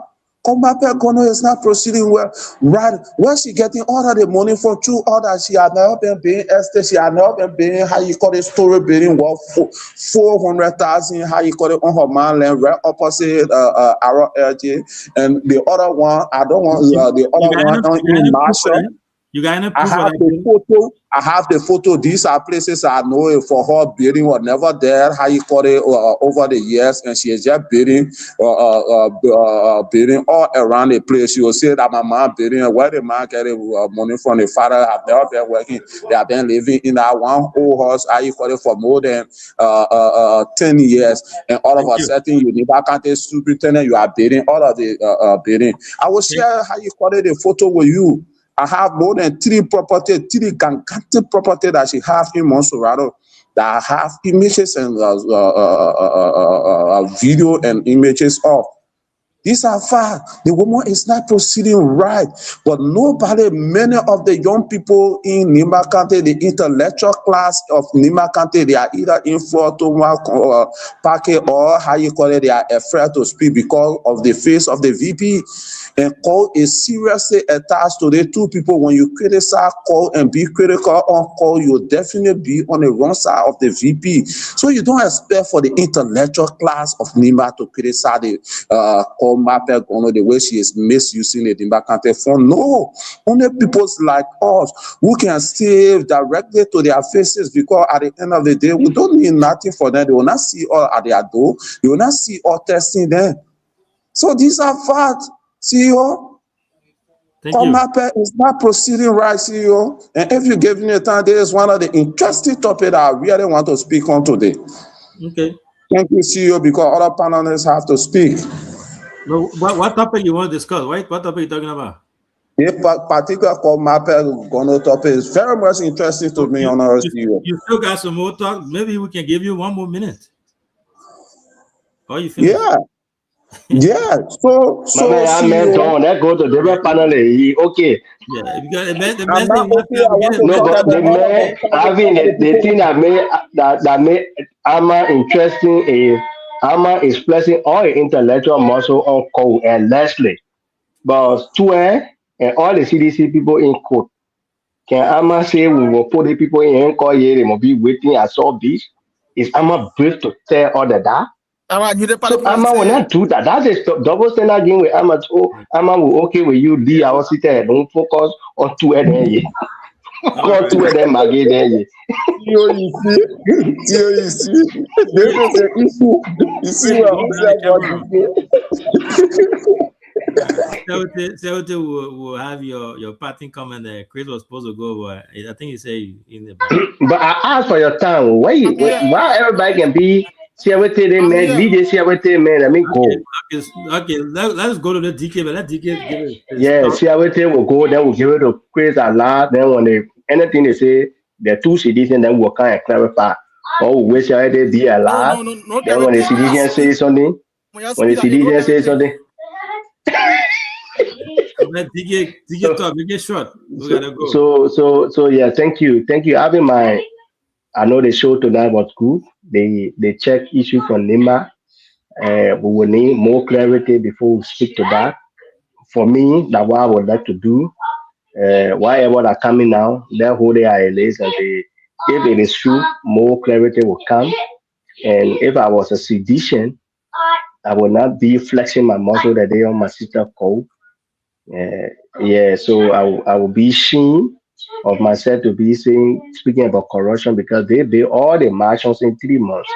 So having said that, my Prince Howard did well. I didn't know that he's very intellectual at this, and he really presented the case perfectly. In fact, he didn't say anything negative about Jungle Water.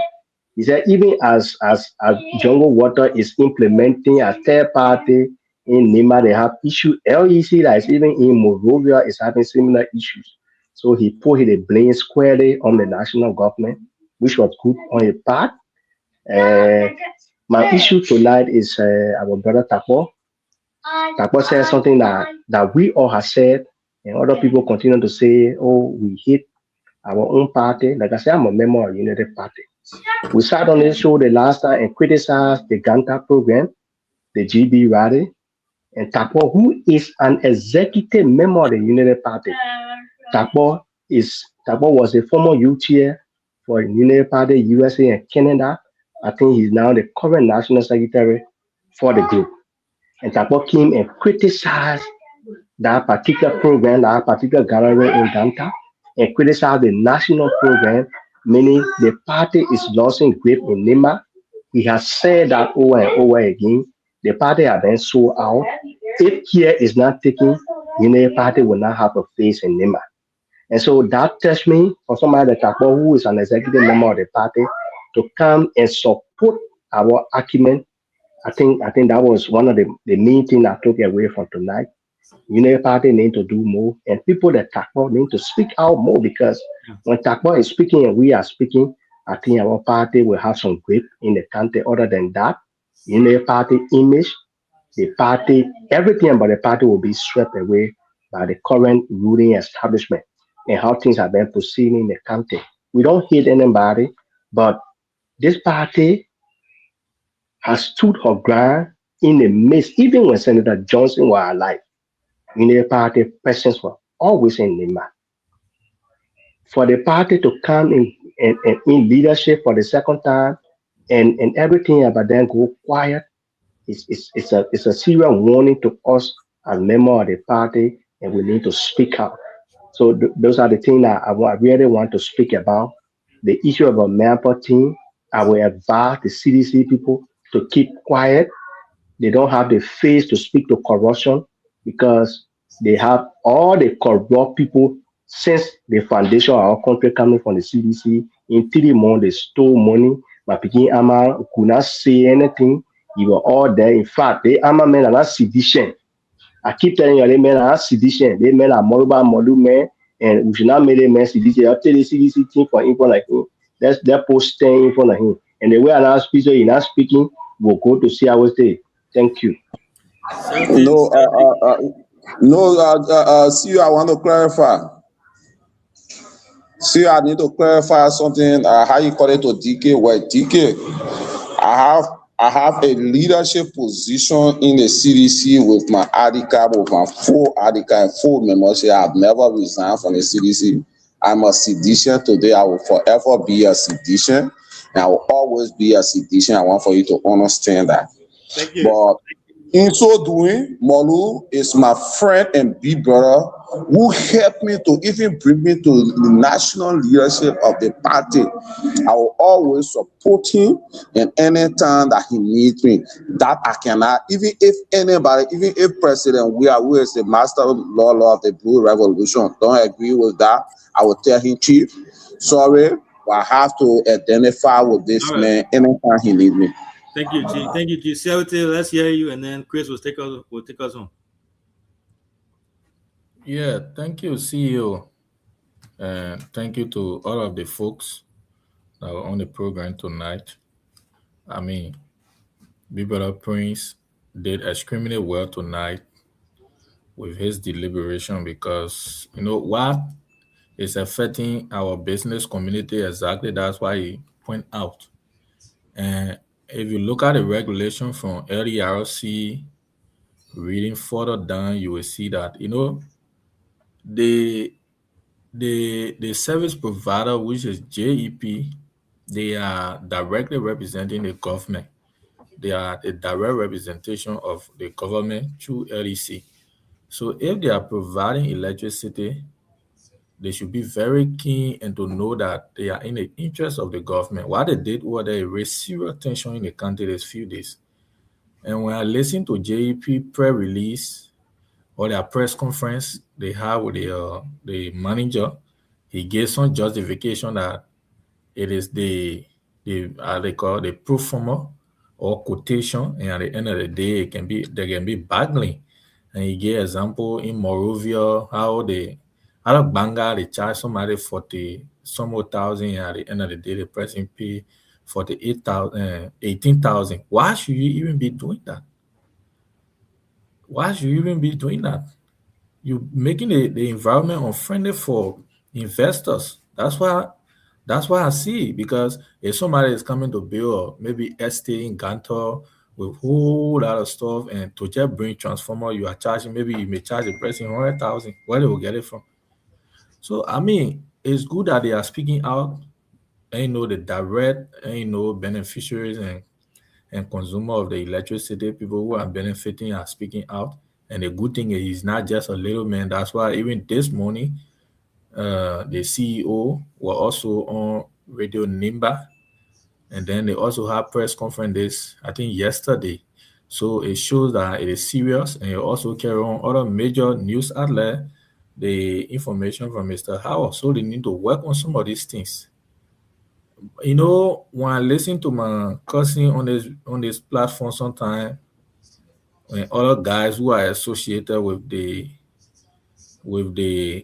former ruling party, sometimes I just choose to not speak, but it's important because we are on, a national platform. And that's why when they are speaking, I listen to them very, very keenly. We don't support some of those things that are happening in the county. The superintendent, at least in her wisdom, she's trying. And while it's true she's trying, there are some things too that she's also doing that is not in the interest of the Nima people. I have spoken several times on a platform that most of those investments, they are not in the interest of the Nima people, because at the end of the day, there's no return. Now, they say one who come with equity should come with clean hand.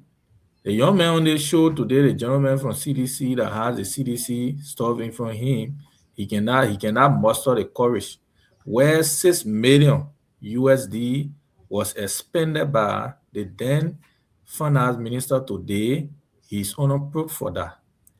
This is the same sedition who were all chanting battle cry at the end of the day. Barrage and senior government officials were sanctioned because of our corruption. And today, your finance minister is on sanction, former minister of state, and the list goes on. Today, you come on this platform to talk about corruption. I feel it's laughable. Look, for us, that's why we as United Partisans, we don't job by.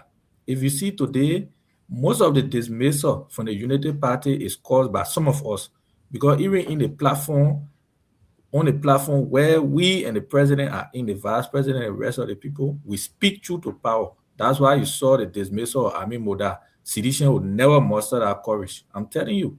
The only thing you got to do is to say Muya. So we are coming on such a platform to tell the Liberian people what is happening today in Nimas, doing the CDC regime. The only thing you listen to Muya. You sat down in Liberia, your president, our president, built condominium within just a month. lot of things happen in the country. 25 million mob or SSRs, you could not account. Today, you want to come and talk about corruption? It's laughable. So for me, in my mind, CEO, I think to conclude, we see on the check, there's nothing about it. My argument is it should not be the news outline, should be the Nima County people made donation of 2,000 to the team, but not, the superintendent, no. So because the bearer of the check is the Nima people. So when you are giving a check out, they pay, the person who giving a check is a Nima County Social Development Fund. Who owns the Social Development Fund? It is the Nima people. But where you see news outlet carrying it to say, oh, the superintendent made this donation, it's not a benevolence fund. It is not. It's a fund that is in an account. People saying that is, I stand to be correct. I think she made a pledge before the contribution. Yeah, I get you there. I think I did not get that point from the beginning, but if that's the case, then that's why I'm saying I still maintain that the new caption should also carry that the Nima people made available 2,000, not the superintendent, because the money is from the account, is from the Nima account. Because the account right there, Ama said, every year our privilege to work with the county, every year, one thing that used to happen, and I think it's still happening, is they don't have a sitting. And that's one thing we need to discuss here. And I think I will invite the current steering committee, because what is happening, Nima is the only county sometimes the waste bill just for football is in 200,000, 250,000, 150,000 for how many games? What's the underlying indicator of all of these expenses? So they don't have sitting to say, oh, this year the entire tournament, this is a sitting, 75,000 or 50,000. People bid for it. People don't bid. They just appoint you at the end of the day. After your expenditure, you go there, they give you a check, you go and get the money. And it's depleting the people that Marvelson said. You know what I mean? In 10 years' time, if you spend, a Nima goes to maybe quarterfinal, a U 200,000. You'll be talking around 2 million. Free going to jail football. So all these things, we need to sit down, call stakeholders to come here. That's why I said the other day we needed Alexander Nyan on the show, because we are ascended to that level. The civil society play a very key role, and that's why for me, for once, they say, oh, the civil society will be on a county council to checkmate. There's no way. It's a vote. The civil society here cannot be in the cookies jar. They should be maybe like an ex-official on our committee or a pressure group. Because if we put the civil society on our committee, I don't see any change they will make. But on the overall, the show was good tonight, and Print provided a lot of, pathway, and it was good. The only thing I want to tell my brother Ama is, when you talking on this kind of issue, you should lower your voice, because you are not a good messenger to deliver the message. Thank you. Thank you, Chris. I give you 1 minute 30 seconds. I gotta go, man. But no, I see you. Don't do it. You can be taken to be defending. Go ahead and talk. No. Say what, don't do that. Try to get it, man. Chance. I will start with where my brother ends. Then I will go to where I will get started from.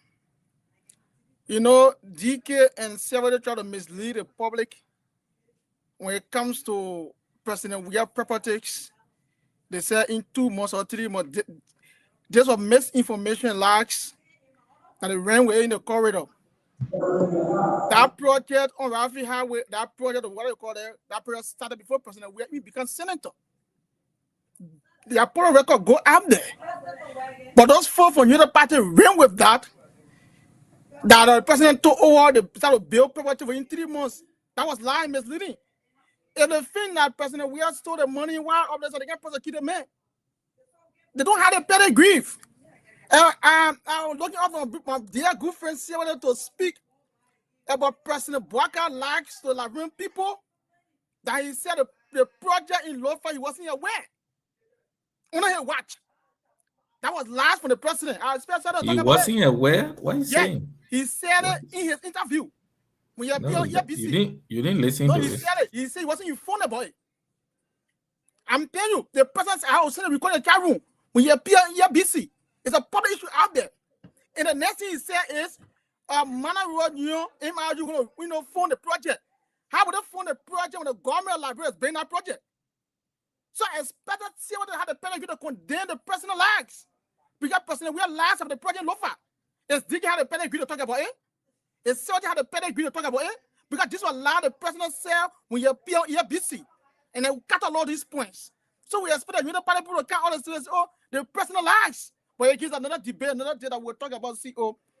And for me, I would look at it. This is the issue where the businessmen talk about tonight, Prince Howard talk about tonight.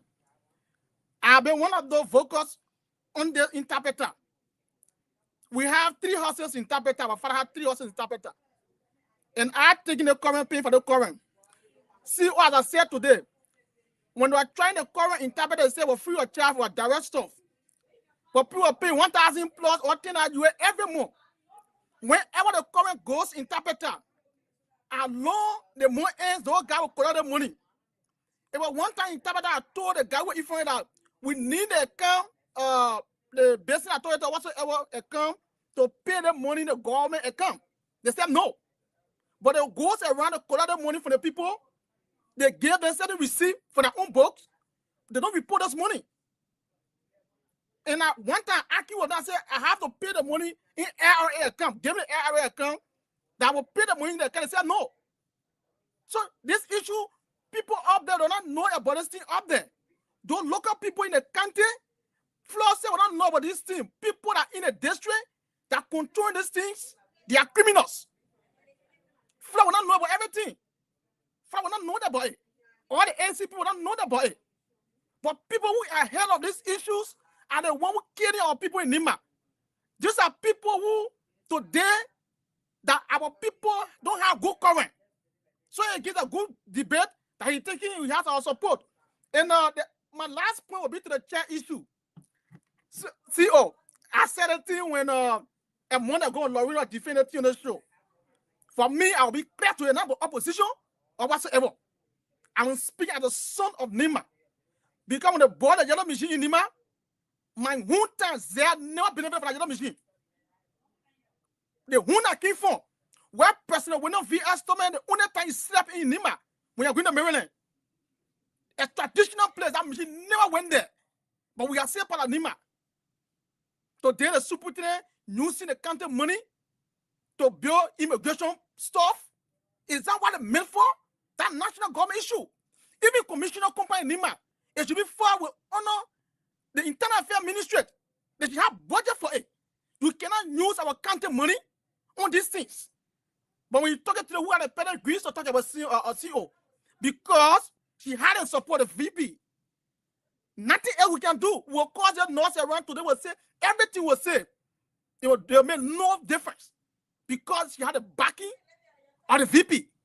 Again, she can use the money because she has put her dream. Either she goes against Yan 2020 now, or she goes against Sama Koga. So what she do? She use the money to enter project, political project. When you hear President Bouaka in Ganta saying that this is hard working superintendent, that means the one have been using the country money. How many government budget the have been using that President Bouaka saying that this is hard working superintendent? Let them need one project, government project. If I can't money they're using, it's not a serious debate for the using. Today we are going to give check out there for the guy in Nima. She made a pledges for the women, the keyboard team, the soccer team in her knee. It was not in the country knee. So if she giving check, it'll be her own salary. It should be her salary, she's taking per month. She can't go in our cover, take our money from our cover to get the don't hear the kind of thing. So now we are cautious, be the person behind closed door. Our organization still making pledges. Little we can do. Even on the way to Mondola, we are decided as I'm son of a tabata to make another donation to the team.